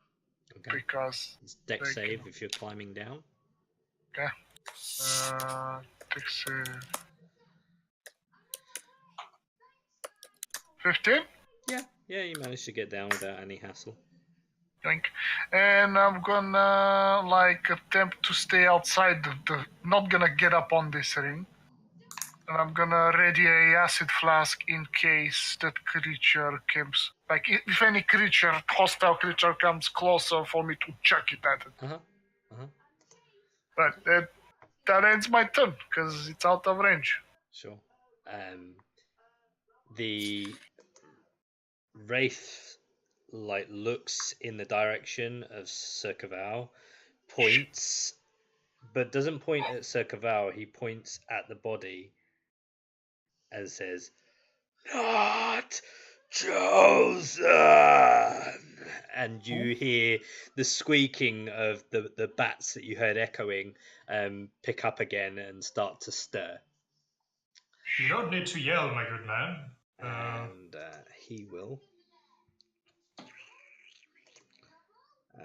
will reach out and attempt a life drain on Zarlam. Alrighty. Which misses with an 11, I believe. Yep. Okay, and then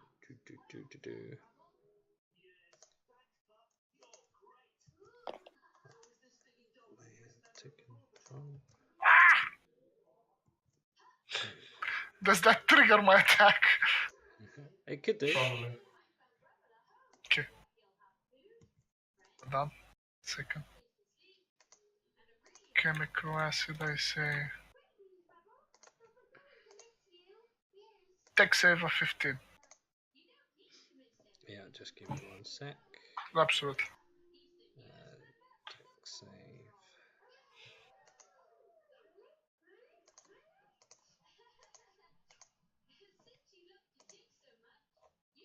Seven, so fails that.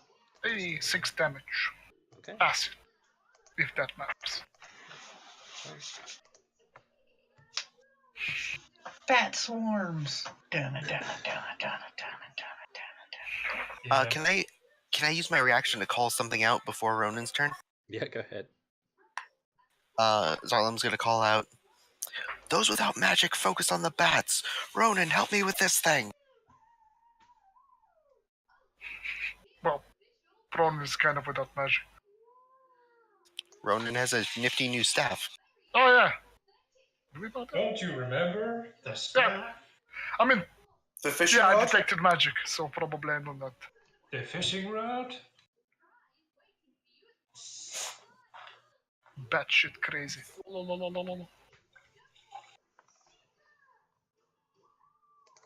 Okay. Who next? Ronin. Hit stuff. Oh, no, sorry, it was... Let's go back. That's before you. Why can't I move it there? There we go. 15, 11, swarm bats.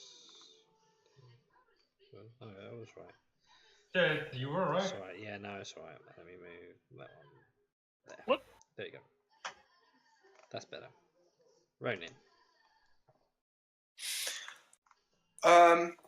I will put away my whip and pull out my trusty quarterstaff.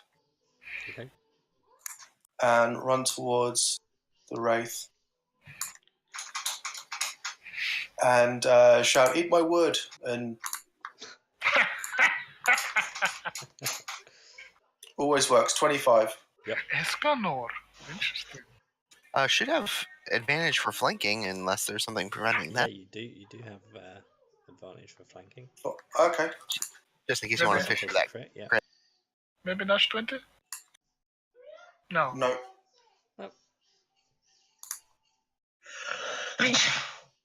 Bless you. And yeah, 6 points of damage. Okay. Hey, it's pretty good. Yeah, pretty good.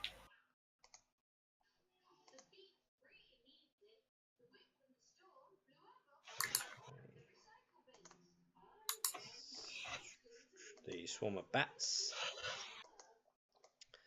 will move over to where Fizzle is. Shit. Yeah, the one that you just threw acid at doesn't really like you. Yeah, no shit. Yep. Swarm of bats. 1, 2.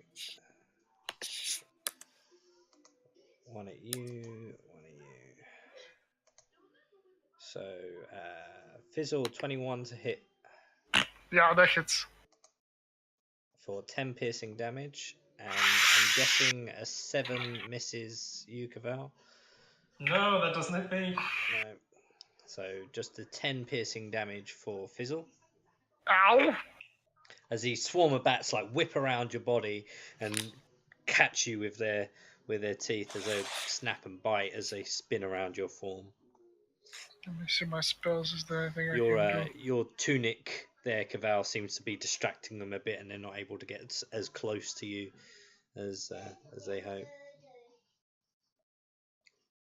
Aha!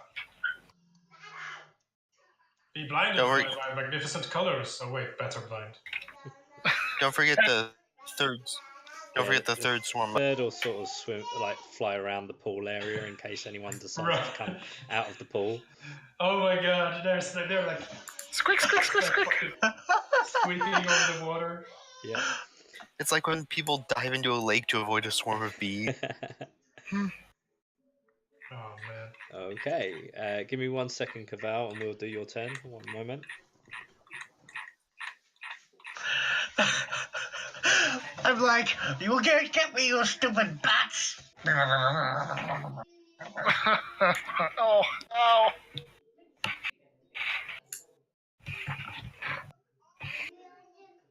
Stabby, stabby. Gonna feel. Alright. You could technically fight from there with them. I could also swim over to the air bubble, stay up over the air bubble the whole time, and shoot them from the air bubble. But yeah, but that's underground. It's in a different position. You don't see anything from there. Yeah. I could go save you, or I could wait for you to get to me.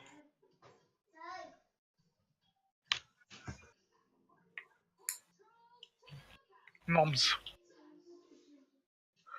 But probably good idea to kill stuff.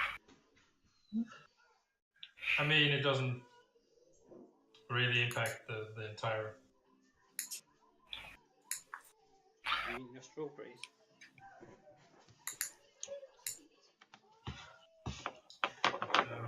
Yeah. Yep. Okay.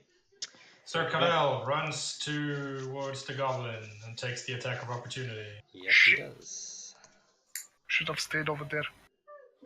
And he attacks the bats swarming over the goblin. And he says, "Hang on, I'll save you."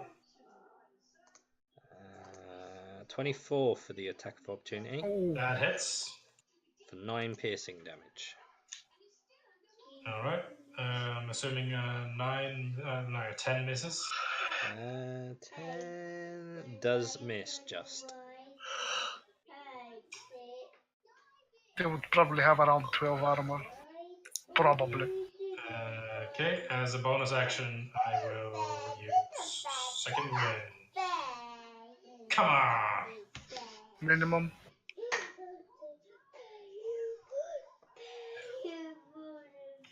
Oh, that's my turn. Okay. You're only a 3rd level fighter? Yep. Roland. Alright. Bloop, bloop, bloop, bloop, bloop, bloop. Bonus action, hide. Because I can. Where you're underwater on the opposite side of this hole, you would have advantage on your hide. So I can stealth on the bats, right? You could try. You'd be at disadvantage as you're underwater. Alright. I'll take the 11. Alright, I'm gonna pop up right about here with my bow. And I'm gonna shoot this swarm of bats. So you're coming above the waterline? Yeah. Okay. Just enough to pull back my bow. Okay. Shoot. At this one. Am I hidden from them? You would expect so. With 11. I'm just asking for advantage reasons. Oh sure. That one, as they are preoccupied with the other two, I would say yes, you are hidden. And I'll sharpshooter it. Okay. Pew pew. Nope. Nope. It's kind of pings. There's too many to kind of work out. Like it's hard to target an individual bat out of the group of bats. And then back in the water. Okay. I'm Zala. just gonna keep strafing. Alright, bonus action, I will cast Shield of Faith. Okay. Now I'll take another swing at this thing. Sure.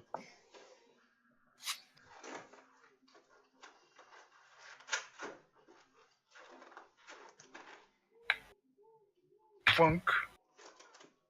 Yep. Does a 17 hit? Yeah, it does.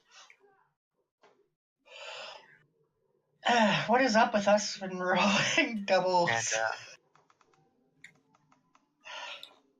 And, yep, I'm gonna save my last spell slot for now. Sure, no worries. That's still max damage, so. Yeah. As you swing at him, you kind of do see like the form, there's definitely some sort of magical connection with your blades and the quarter stuff, causing damage. And kind of gives out like strange, ghostly gasps of air as he's being hit.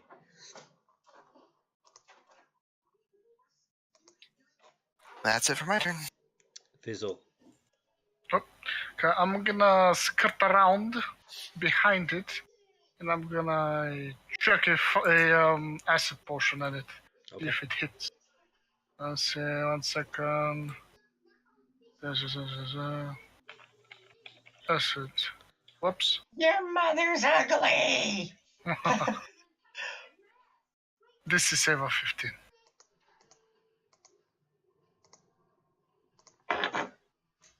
Nice damage. An 11. Yeah, hits. 11 points of acid damage. Okay. Is there still a large swarm in front of us, like flapping around? A few of the bats have fallen to the floor now and seem to be dead. It's definitely making an impact, yeah. Okay. I'm just in case, I'm gonna use my bonus action to cast Shield of Fate on myself. Okay. That ends my turn. Okay. This wraith again points at his body, then his arm kind of elevates to point at Sir Cavall, and taking the attack of opportunity, he will make his move to you. Oh no. And say, that's 2 attacks of opportunity. Yep, and as he does so, he will say, "Not chosen." What the fuck is happening right now? When he leaves my threat range, is he still in flanking? Yeah. And this one I will put a smite into. Yep. Oh, that's Nice. my 3rd max damage on the beers. Unfortunately, as he leaves your range, Ronin, it's just a regular attack. I did 24. Okay. Nice. Nice. So that's 21 damage. Nice. Nice. Plus 6 from Ronan. Yeah. Is it 6 or is it 13? What? Sorry, I added versatile on it, so it's come up with both of them, but I didn't. It's just the first one, the 6. Oh, okay. Good to know. Okay. Yeah, it points at you, says not chosen, and attempt. You could make a secondary attack for it with a two-handed function. What? Oh, you only get 1 attack on an opportunity attack. Yep. Yeah, I know. He attempts a life drain on you, Sir Cavall. Shit. Well, Dodge. gotta go. If you want to do it, then you're gonna do it. 24. Oh. Oh Jesus! Rolling really well, good. that's a hit. Okay, that was an 18 on that roll. So that's a DC 15 Constitution saving throw. Make it. Make it.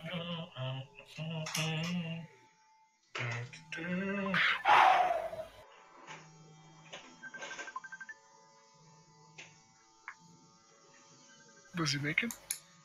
He does make it, yeah. Saving throw.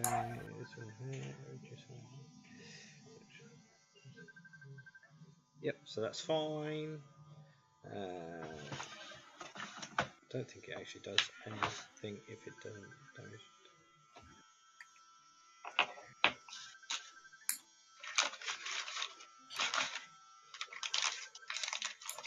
It's still gonna hurt. So it's 10 points of necrotic rather than the 20.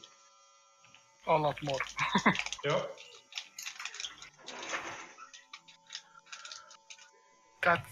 That's bad. Well, at least it doesn't regain any hit points, right? We don't know. Doesn't seem to. Okay, so Ronin. Can you blow it? No, I can't blow it. It's already blown up. Can you? Gonna come up behind it. Uh-huh. And how about I'm gonna attack it? Do I get advantage because it's because I'm flanking? Yeah. Come on, not 20. Yeah, 17 will hit. 17, and I'm double-handing it. Okay. So that's bloody hell, 6 points of damage. Okay. 6? Yeah. Yeah, he upped the dice, but the dice were rolling bad. So. That was minimum damage. Yeah. Yep. Still okay though. Something better than that. And max damage one-handed. So the other bats witnessing Ronin coming out of the water will hover over the area that he appeared, waiting to attack anything that comes through.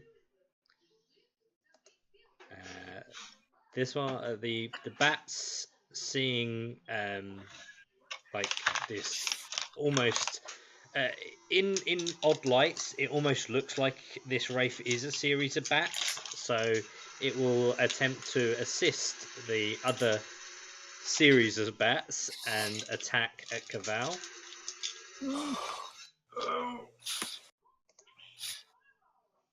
This one too. Luckily for you, it's half its hit points now, so it's much lower. Oh, that's still 24. Well, that's a hit. For 5 piercing damage that time. Okay. Yeah. The other series of bats will come up behind Ronin. Oh no, it's the conga line.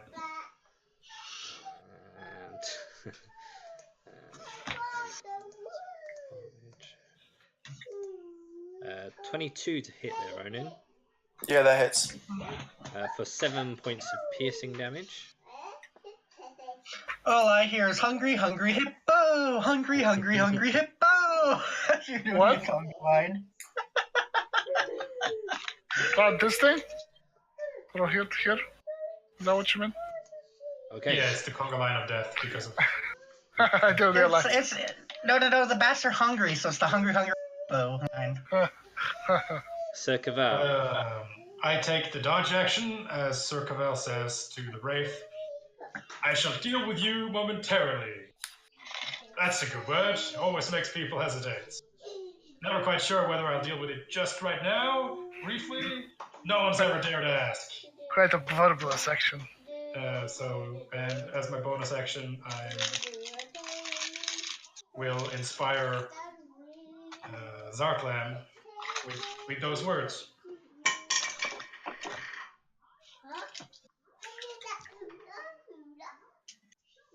So Zarklan, you are inspired. Thank you. Hit it. Ronin. Rolen, even. I swim over to the air bubble and then come up out of the air bubble. Okay.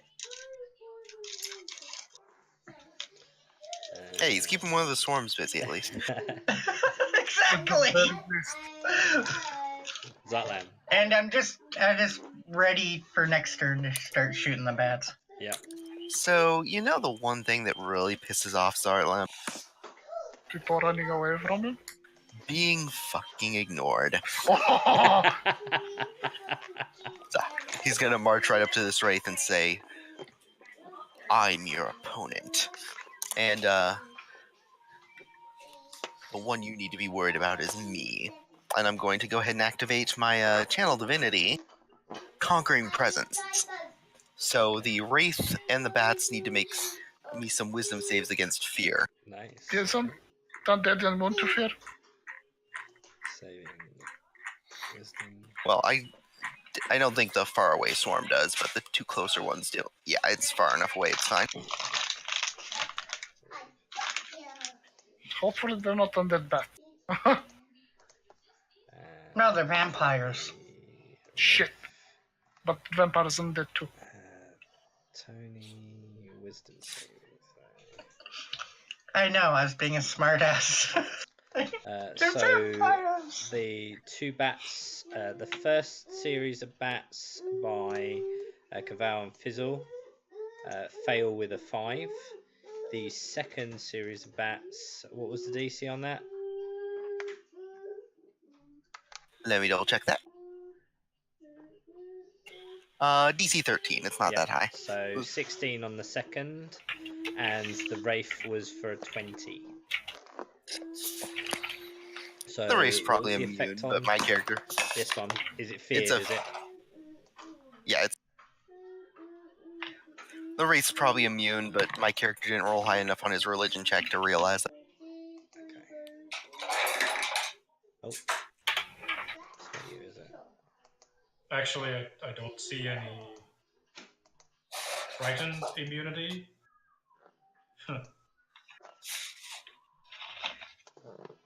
It might not be.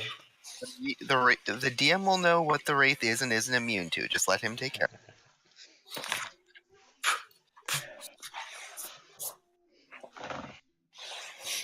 No, that's fine. So that's that. Anything else from you, Zotman? No, it takes an action to do that, and there's no point in me switching weapons, so that's it. Okay. Fizzle. I'm gonna stay my ground and I'm gonna check another acid potion at these bats. I'm gonna attempt to finish them off, hopefully, Okay. so we can free up some space. Yeah, sure. Acid. So 15 DC save of dexterity.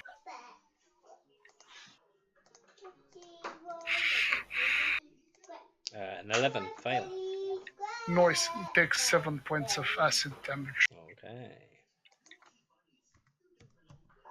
A few more now. There seems to only be a handful of bats here. Many of them fell to the floor. Okay. I'm gonna stay where I am, and that ends my turn. Yeah, no worries.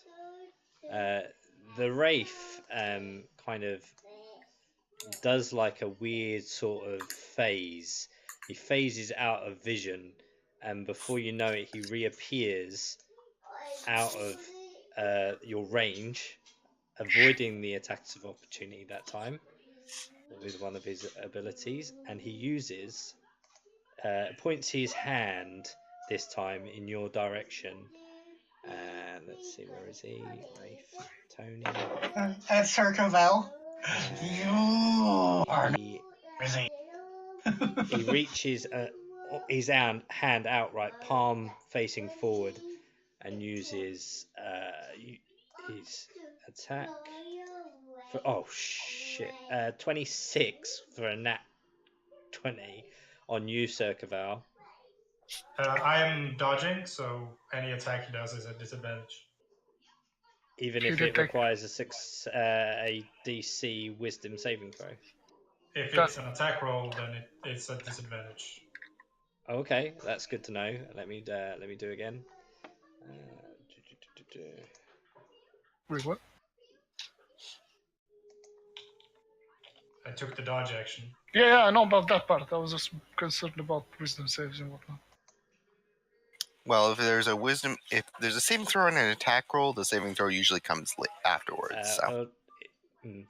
First one was a nat 20 with a 26, and this one's an 18 for a 24. So it still hits, I think. What was the second one? A 24. Yeah, that's it. Mm-hmm. So wisdom. So yeah, wisdom saving throw DC 15. Okay. You I take, hear he's great at those. wonderful, good. You do take 8 points of necrotic damage, but you feel this cold chill up the rear of your spine, and you kind of shake it off, and you avoid becoming frightened of this wraith. Aha! Am I worthy enough now? Okay, Ronin.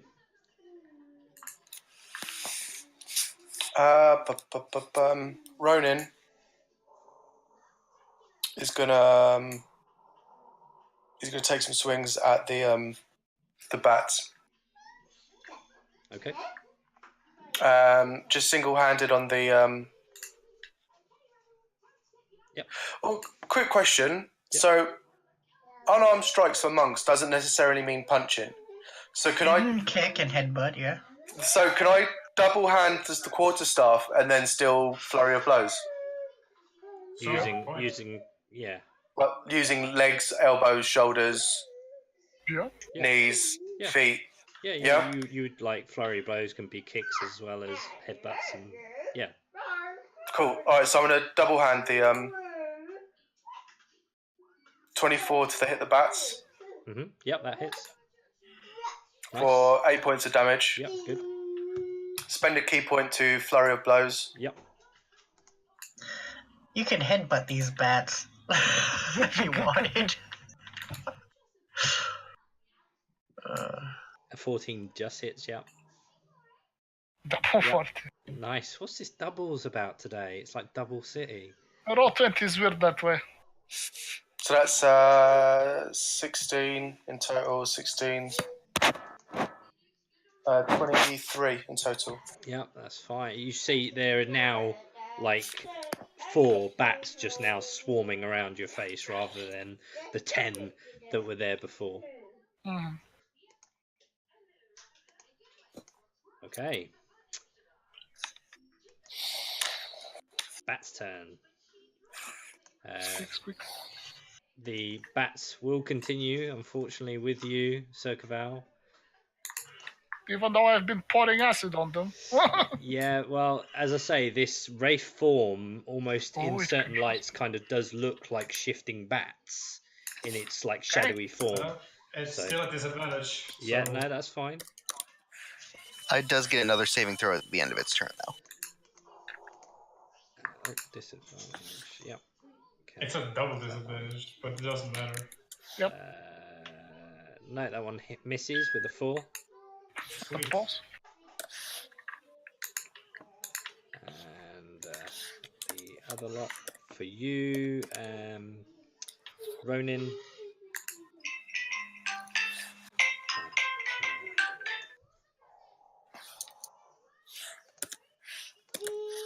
No, wrong one.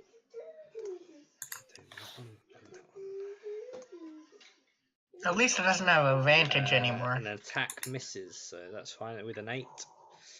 Yep. Yep. Okay. Sir Cavell. Well, okay then. Let's see if I can't attack this bat swarm. Or do I want to keep dodging?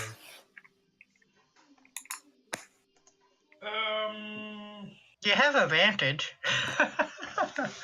Yeah, I'm going to have to consider that I might get attacked again, so I will keep dodging. Okay. And as a bonus action, did you make us drink potions as a bonus action? I remember you did some changes to this game. He had his fire potion, I believe.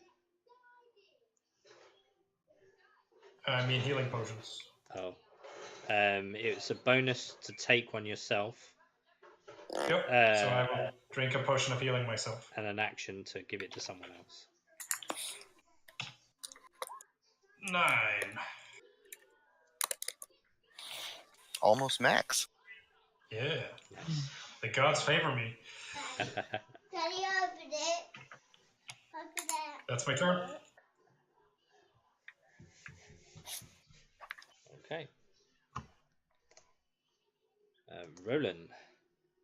So I just pop up and shoot these bats, I guess. Okay. They have been holding their attack, so as soon as you pop up, they will strike. Do they have range to attack me? Well, they're hovering right above the water, so as soon as you come through that hole and re-emerge from underwater, they will attack. Remember, you have to pass through that green glow. Yeah, you can't attack them from Yeah. where you are. You're underwater currently, apart from that little pocket of air. There's a whole cavern under there. You would have to go underwater, through a hole, and re-emerge from the pool.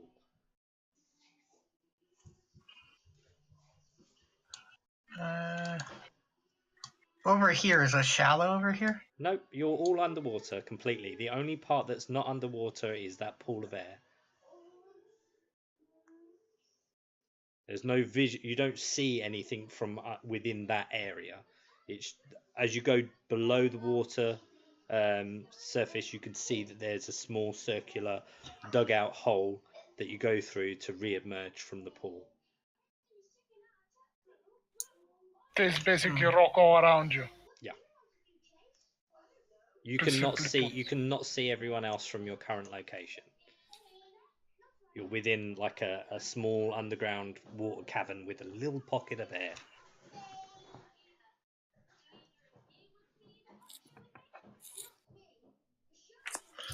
Not much to do.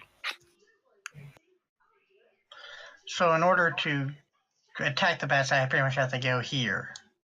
You would be at disadvantage if you're still under the water to attack.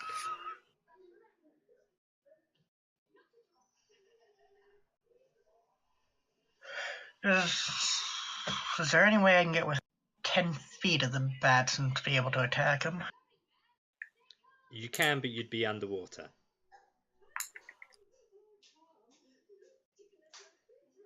Are they hovering? It's like directly above the waterline. Yeah, literally, they're like skittering right, like almost like a whirlwind pattern across the top of this sort of pool. Can you not stab him through the water with his dagger?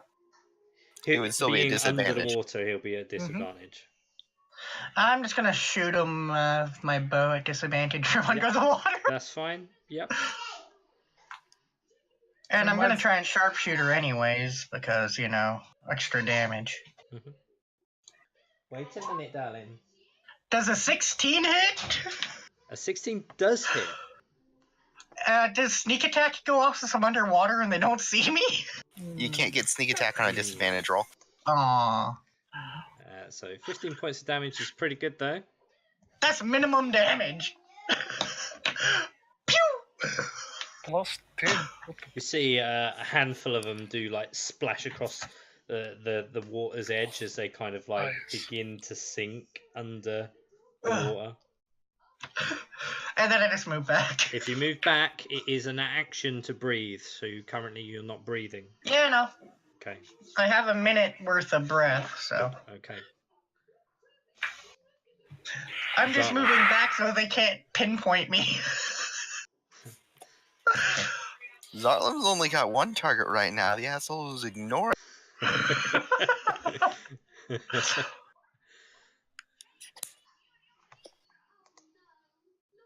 Stop ignoring me! Nope, you're too angry. Gonna go ahead and use Fortune's Grace to reroll that. No worries, sure thing.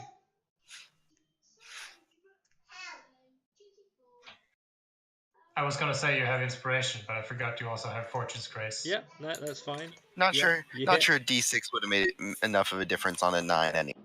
Yeah, you hit. So 8 more piercing damage. Nice. Okay. Yeah, it kind of goes. Starting to pay attention now. That's it for my turn. Fizzle. Acid to bats. Yep. Rinse and repeat. It works. What a combat. DC 15 deck save. Yep.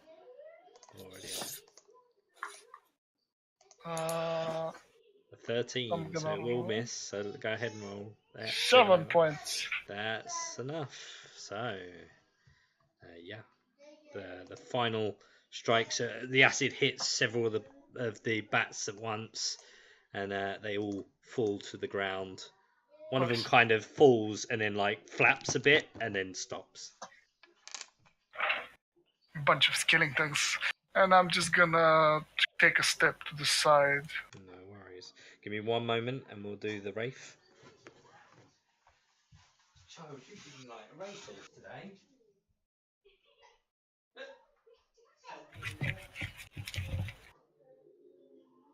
I'm gonna step away real fast if he's gone. If it does attack Sartlam, his AC is 18, right? Huh, the bats over the water are within your 30-foot range. Yep. Wait, what? Me? Next target. Yeah, these bats Maybe. are within 30 feet of you, so you could target them. This is more pressing. Okay. They're just fluttering about. Tony the Traitor Wraith.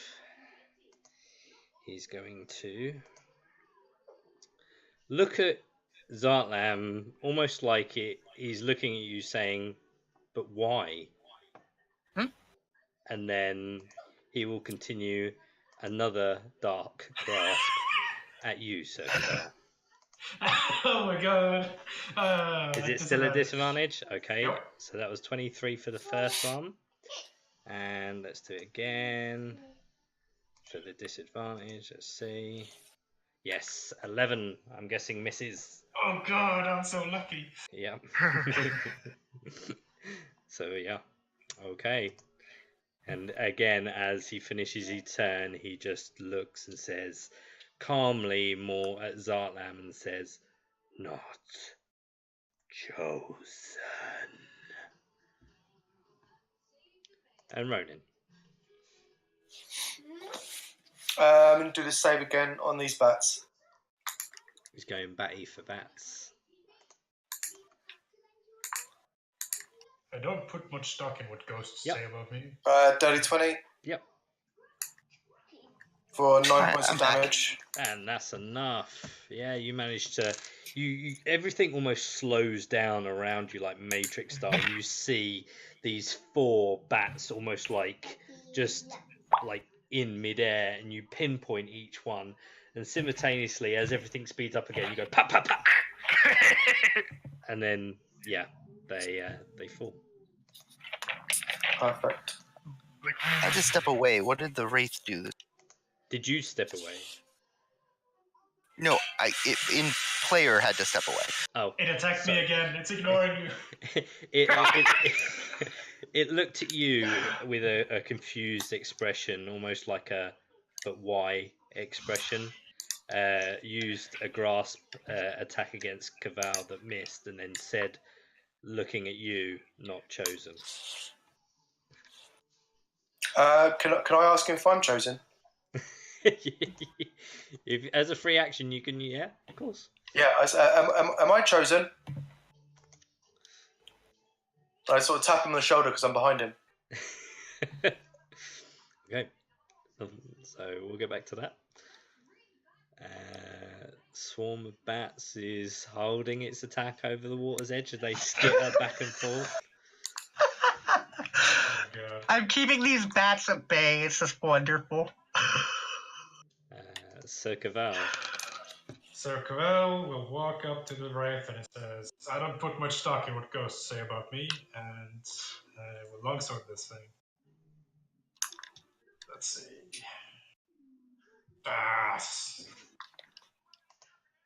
And then I will action surge and longsword it again. Okay. What the fuck is happening? Your blade is kind of almost like, as its form shifts, you're kind of missing its form. It's almost like it's like just maneuvering away from the attacks. Well, that's my turn. Okay, Roland. Alright, let's do this again. Action to breathe, I'm guessing. Nope. No. Okay. I have lots of air still, so I'm just going to disadvantage attack the bats again. No worries. Okay. May as well. Nope. Nope. Nope. back over there. And ricochets off the stonework. You just hear like an arrow floating, and then it hits the tree. I'm waiting for the nat 1. I'm just like imagining the thing in anime where you see like a fish hop out of the water and make a slight splash, except this time it's an arrow. Yeah, I was thinking something similar. Standing on my hands. It just goes like That's my turn. and then floats. All right, Zartlan. Well, at least Zartlam has advantage now. Zartlam's going to look at this thing and since it's finally acknowledged him, at least he's going to ask, if he's not chosen, then are any of us? And he's actually going to hold his attack to see how it responds, but he is holding an attack. No worries, okay, good to know. Fizzle. Right, Fizzle the Bat Slayer. so just 1 second. Let me measure distance. Actually out of reach, sort of. I'm just gonna throw an acid potion at it. It's like, I don't care for your reactions, Ghost. Okay. This is 10-15. That's minimum damage. It's like ridiculous.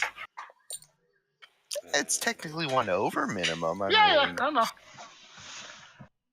So as as you throw your vial of acid, it kind of just passes through its imperial form, smashes on the ground, just goes nothing happens. Wait, what? Immune to acid. God damn it. Okay, so let's see. Gonna just take a couple of steps to the side, like about here. That's my turn. Okay.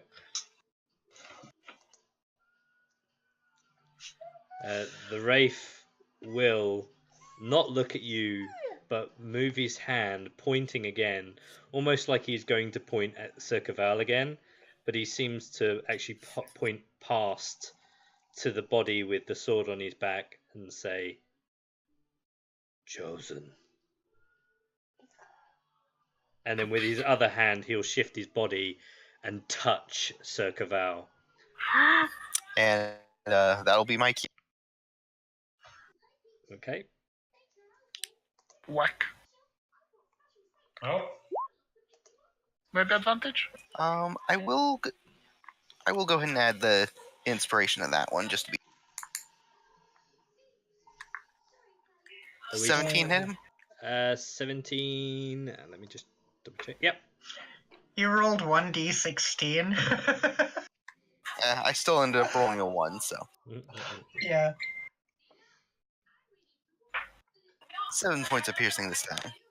Okay, good to know.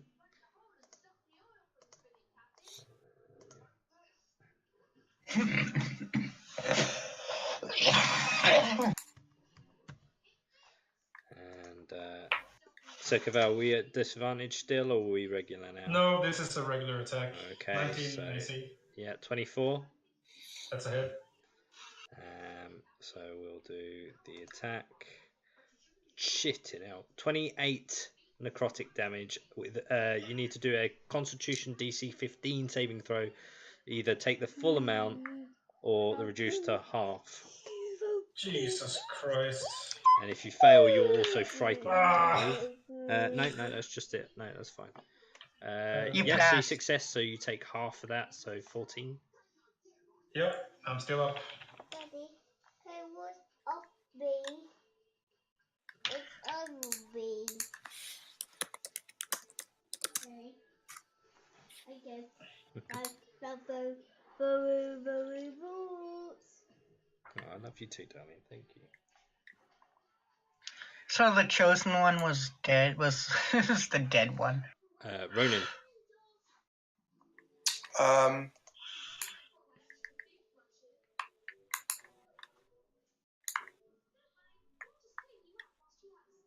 If I move away, am I going to get an opportunity attack? Yeah. Yeah, okay. I'm going to move over to this guy, the dead guy, Okay. lift him up and like puppet him to say, Hey, don't attack these guys. They're my friends. Okay. I'm the chosen one. Oh god. So first of all, we'll do. What the fuck? Does a 22 hit? 22 hits, yeah. Okay, so DC 15 Constitution saving throw. You're insulting the dead. Or you take 23 points of necrotic. Yep. 23. 23. Oh, okay. I am looking very poorly right now. We have been at this for like 2 turns now where he's just like menacingly attacking me, and you just decide it's fine, I can take the damage. Not a Do many white fuck. you know what? It seemed like a good idea at the time. Not so much now. But let's see if this works. I mean, its form is very kind of like wispy now. It seems to have it's lost a lot of its corporeal nature. It's not as solid as it once looked. It's quite very wispy. Some of the parts of its like shrouded cloak is like wisping off and like dissipating in the air as it kind of sits there. But it kind of just looks through you, Ronin, almost like you haven't actually said anything. So, like the chosen one saying anything doesn't actually do anything? Nope. Oh, okay. Good worth a try. try. I like that. That was good. I think that might have also been the wrong one. No, you said the No, one with it this. was the right one, but it's like... Why don't you take the dagger out of his back? That's what I was thinking next, is taking the sword, maybe. Maybe the sword is chosen. Oh! Yeah, Okay. maybe it's a sentient sword. So, swarm bats continue to skitter across the top of the waters. You're just ignoring all the fresh blood over They here. haven't really like paid much attention to the rest of them. They saw you come out, like fire an arrow, and then you go back in. So all they know is there's something in the water, and I want to eat it. And they want a piece of it. Sir Cavell. Sir Cavell will circle around the ghost and take the dodge action, and he will say to Zartlan, I believe our strategy is working. Just keep at it. And I will cast Healing Word on myself.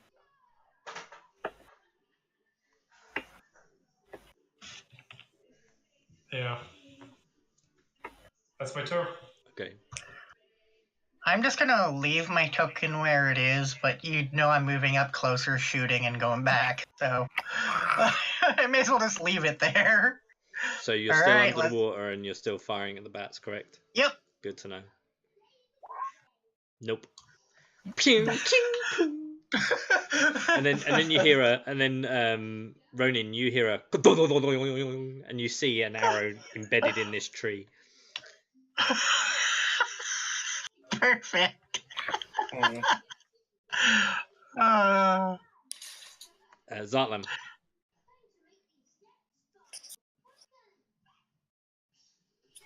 I'm just gonna look at this thing and say, "Your chosen one is dead.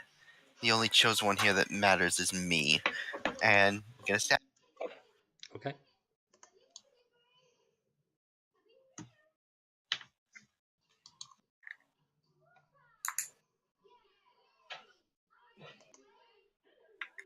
Oof.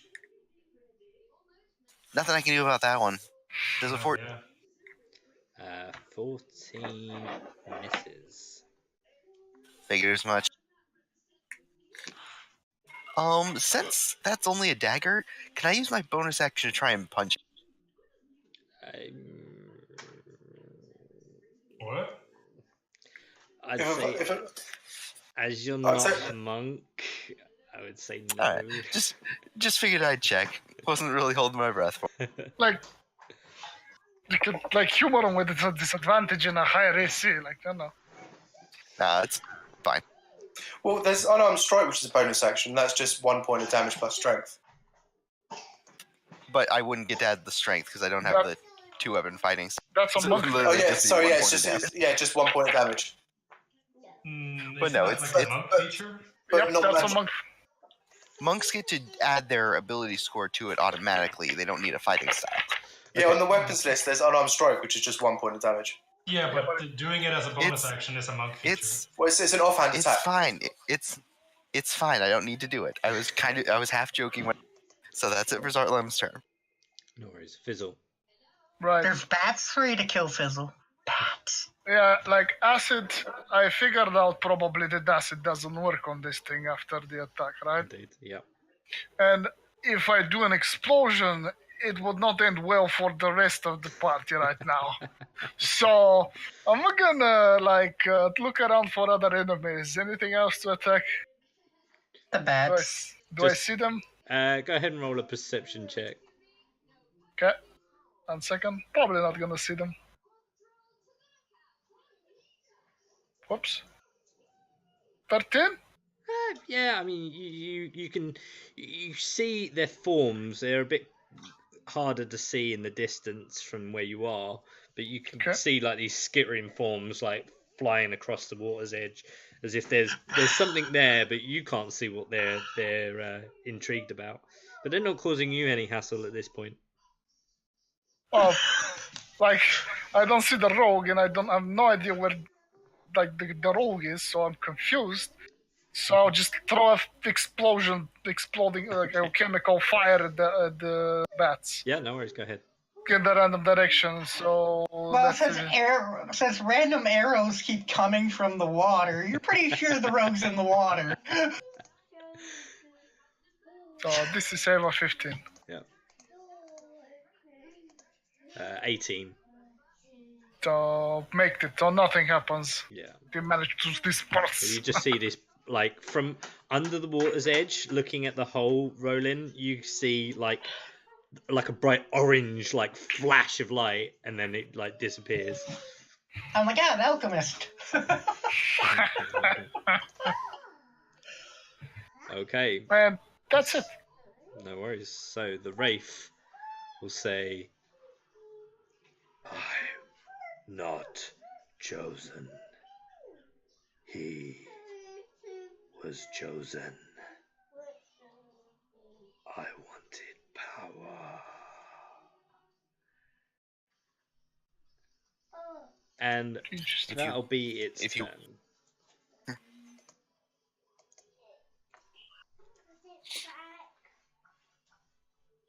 Okay. You at this point you just see Ronan, like, who's normally quite quick and agile, just really hobble slowly because he's really bad.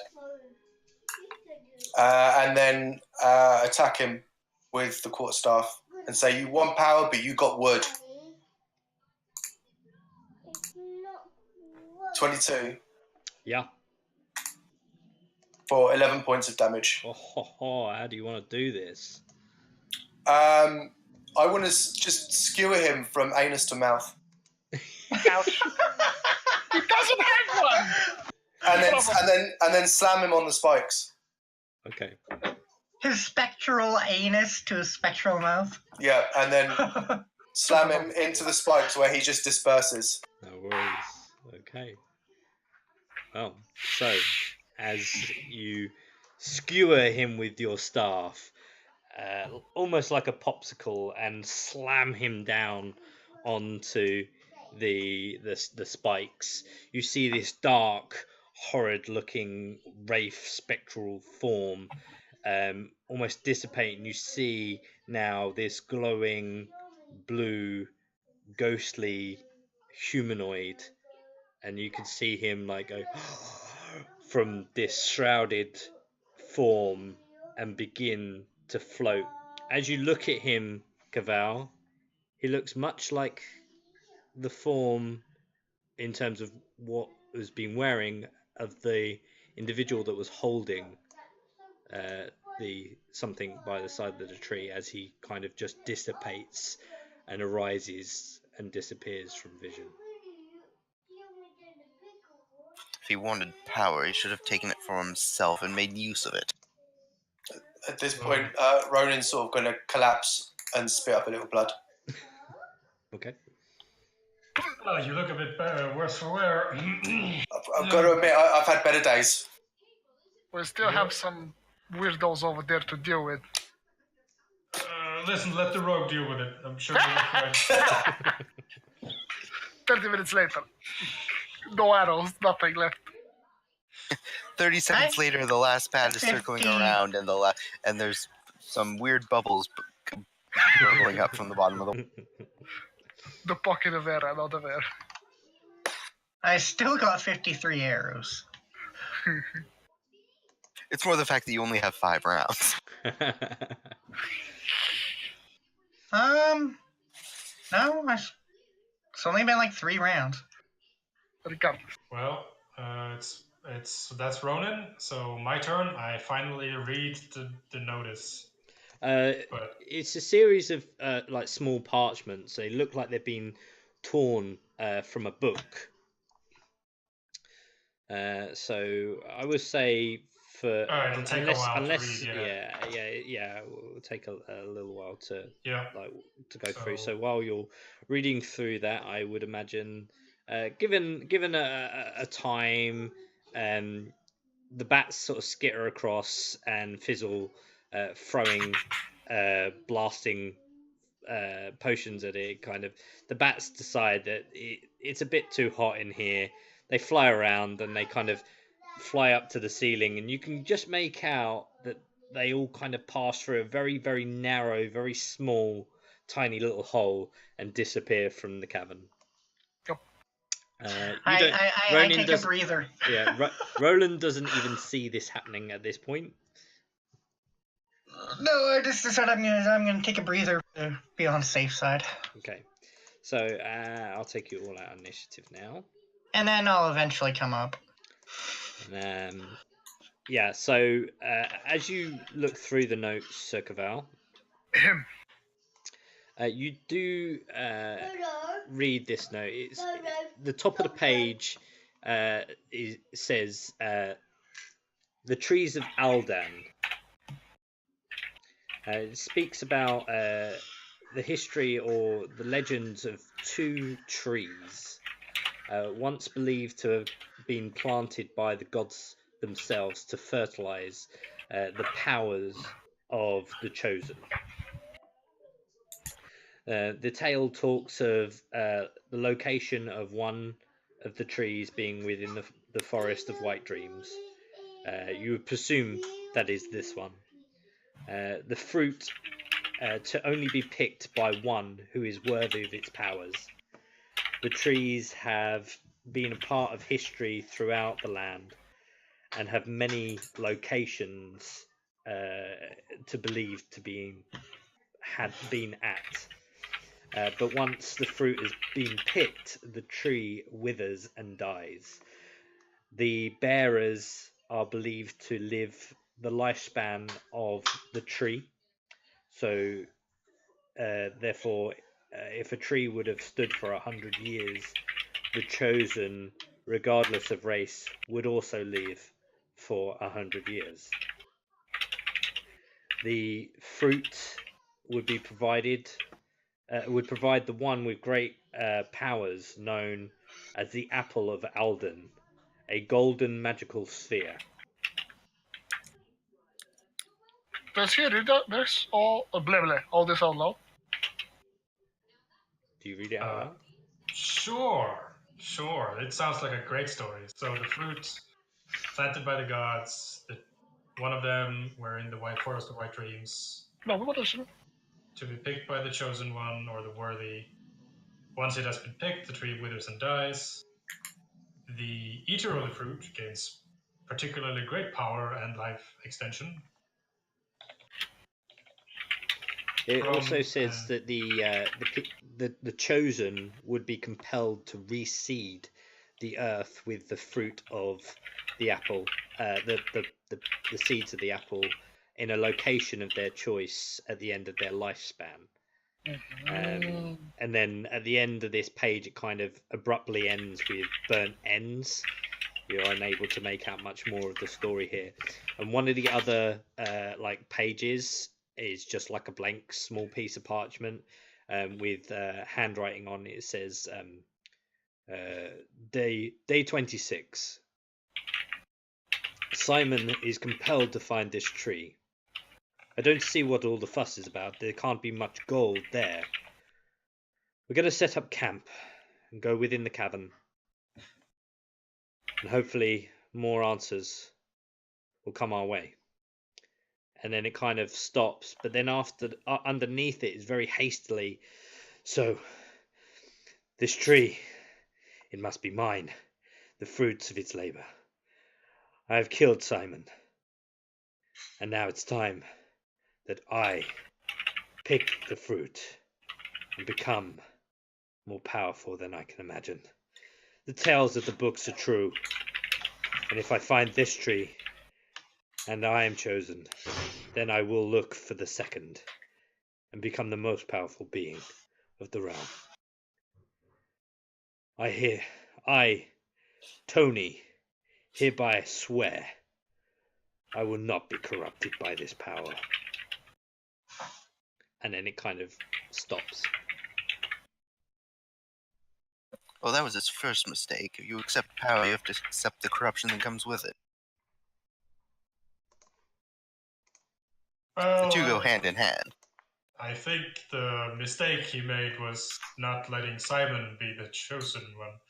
Not so much that he, well, tried to be pure after killing his best friend. Or that simply was enough to taint the tree and lose its magical power. It's also a possibility. No, I'm pretty sure it was the whole not embracing the power fully. No. Maybe. You know the drill. Form a line. Come on, everyone who needs healing. I and Ronan. Ronin's still on the floor, just coughing I blood. mean, I suppose I pricked my foot earlier. It's fine. Here we go. Seriously, I didn't get attacked once in that battle. 10 healing for you then. Ugh, I feel so sick. Next one. Who was that one to? The first one was for Zartlan. He was like eager. Sweet. Next one is Yep, me. next one is Cavel. Let's see what happens. Well, you only get a 3.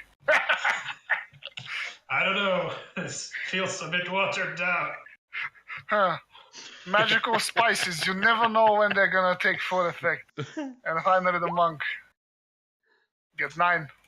So as you spend a moment in this environment, you see that this the tent that's kind of like collapsed from age. Actually, the fabric seems pretty decent, and with a bit of help, it seems like it could be pretty good as a tent.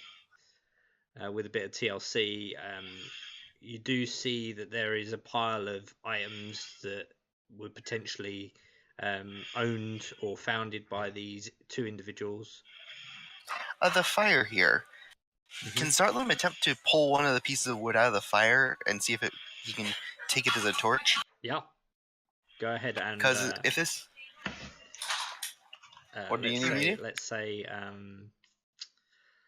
a dex, because it's fire, so it's hot, and you're reaching into it to try and pick out one of the logs, I guess. I mean, we have torches. Can I do Constitution to try and tough it out instead? Yeah, sure. Is this just, well, I was going to ask if it was a check or a save, but it's the same either way for me. It would be cool if we could acquire a never lit torch, though. That was my thought, because if this fire's been burning for who knows how long. So, you have now this log with this green flame that burns on it. It doesn't seem to be spreading across the wood or anything. It just seems to be burning away. Let me know if you find anything interesting in there, and I'm gonna walk over to the fire and see investigating the tent. See if putting it underwater puts. Sure. I'm gonna start casting detect magic as a ritual again. Yeah. So as you place this flame underneath the pool of water, Daddy, look. It's still ablaze. Daddy, look. Daddy, look. Is that your kitty cat? Zartlam is just gonna grin underneath his helmet and call out, "You guys might want to grab one of these too before we." It's 16 investigation.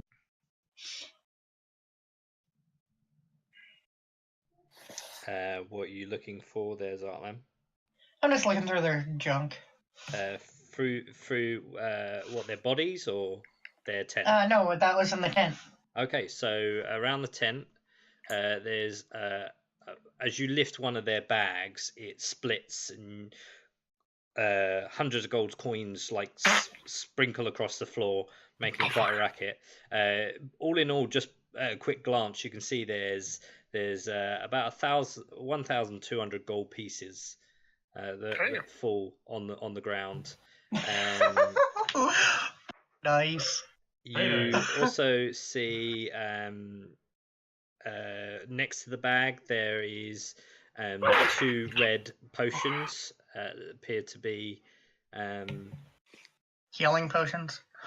You're unsure. They're a bit darker than normal healing potions. I'm like, there's not a whole lot in here. There's a couple random potions and a few gold coins. Let me see. I let you look in and see a huge ass pile of gold. Well, I would call that just a couple of gold pieces. Sure.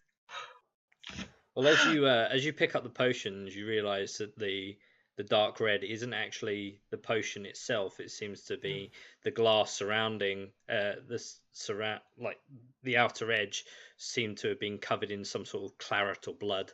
And as you wipe away at it, you can see within this potion, it's separated into layers, and you see it has a layer of brown, silver, and grey.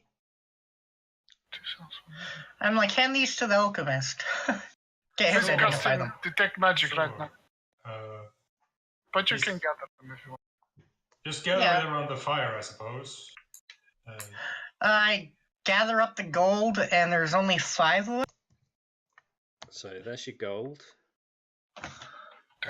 You also come across a tea-light candle, just a singular, but it doesn't have white wax. This wax is black. Well, that's interesting. I'm sure we'll identify it when. I hand everyone their 2 gold share. Yeah, you split it up in 5 parts. Yeah, 240. Realizing that these guys were basically treasure hunters, Zartlam is going to call out, "If anyone happens to find a chunk of silver, do let me know." Has anyone searched the bodies? No. I was starting to, but no. Can I search the bodies? I do. I look for a piece of silver that might match his dagger. What? Sorry, say that again, Roland. I look for a chunk of his sword. Anything that's on these bodies is severely corroded and rusted, to the point where most of it is not even a blade anymore. I meant in the tent. In the tent, there's not any blades that appear to be in the tent. What about the sword in the guy's back? Severely corroded. It's just a regular sword. If you want to try and pull it out. Yeah. Yeah, as you pull it out, the blade kind of just disintegrates, and you could see that from within the body it's rusted and it's just decayed severely. The tent is seemed to be made out of just a single blanket, and there's a series of patchworks on the tent itself. I hand Zartlam his share of the gold. I will take it. Did anyone go inside the tent? I did. Yeah, he did. So as you enter this tent, it seems to be a little bit bigger than you expect looking from the outside, and everything in there, like there's like tables and like sofas, and there's like any kind of thing that would resemble an ornament, i.e. like a stag's head and things like this, but everything in there is made of either blanket material or like cushions. The whole thing is completely like it's a toy shop. Everything's made out of blanketed or pillowed. I'm like, well, I found my new tent. There's literally couches in here, guys. Couches. At this point, have I finished with casting magic, detect magic? Yeah, there's definitely magic on these items. You would know. Oh, in a minute. Yeah. Ronan's going in the tent to have a lie down. And while you're casting your spell, I put your gold in your coin pouch. Ronan, you did find something on one of the bodies, just so you know. Okay. You did find a ring. And the ring had it was almost like a sovereign ring, and it has like a fish image on it. Okay. Yeah. So you have that. Which body did you pick for that? That was the one that was originally grasping something, but in his other hand. Oh, it's the Tony's body. Yeah. I start taking the tent down, so I can. Sure. And now I'm gonna have a blanket tent in my inventory. I'm in the tent sleeping. May I make a suggestion? Never mind. The potion that you have is a potion of climbing. So you gain a climbing speed equal to your walking speed for 1 hour. You have advantage. You have advantage on strength, athletics checks you make to climb, and the potion is separated into layers. It doesn't matter how much you shake this bottle, the colours don't seem to mix. I have a question. What about the second potion? They're both the same. Oh, okay. Yeah, the wax candle probably we identify. Let me just finish. Okay. Yeah, the wax candle's magic too. Sure. Can I show the ring to the goblin to identify, to see if he can detect magic on it and identify? Yeah. I was gonna say what I was gonna do so I can like spare all the talking. Basically, once I finish my detect magic, I'm gonna take a walk around over the entire area of the tree, see any, so I can point out any magical items, find them out, gather them in a cluster. And I was gonna suggest we use this tent because it's obviously magical, right? It's glowing as well. From your ping, yeah. Yep. And I was gonna suggest we take a short rest here while you guys heal up. I would identify all the items, and then we could leave. That makes sense? You have a ring of swimming. Cool. Ronan has a ring of swimming. Okay. It gives you a swimming speed of 40 feet as you wear the ring. If Cavell and Ronan want to take a short rest to spend some hit dice, Zartlan will stand watch since he got completely ignored during that fight and is very annoyed about that, but at full health nonetheless. Do I need to attune to the ring? Yes. Yes. Okay. Doesn't bother me though. So the candle is known as a death candle. Upon lighting it, the user may say the name of the person they know anywhere on the same plane, and cast Death Ward as a cleric spell on that entity found. And it currently has 6 charges. I'm gonna keep that. Does it recharge? It doesn't appear so. Okay. The I was wondering about the legend because it says that you have to plant the fruit again. Yep. And it according to says these- the chosen one would be compelled to replant the yeah, seed. but there's no chosen here anymore. Indeed. Also, But there is someone who has eaten the fruit and who is dead. So Yeah. someone that wasn't chosen has eaten the fruit. if we buried him, if we took him with us and buried him outside or something. Go ahead and roll an Arcana check to see if you would think that would be. could I do that as well? Yeah, sure. Possibly? Or you Because- can do with advantage, whatever you feel. Yeah, I'll give you advantage. I have to step away again. Sorry about this. No trouble. Do I actually detect any magic from the tree or the two bodies? Not currently now, no. Okay, just checking. So what, should I roll something? Yeah, Arcana with advantage. Okay, one From second. the story and the logic.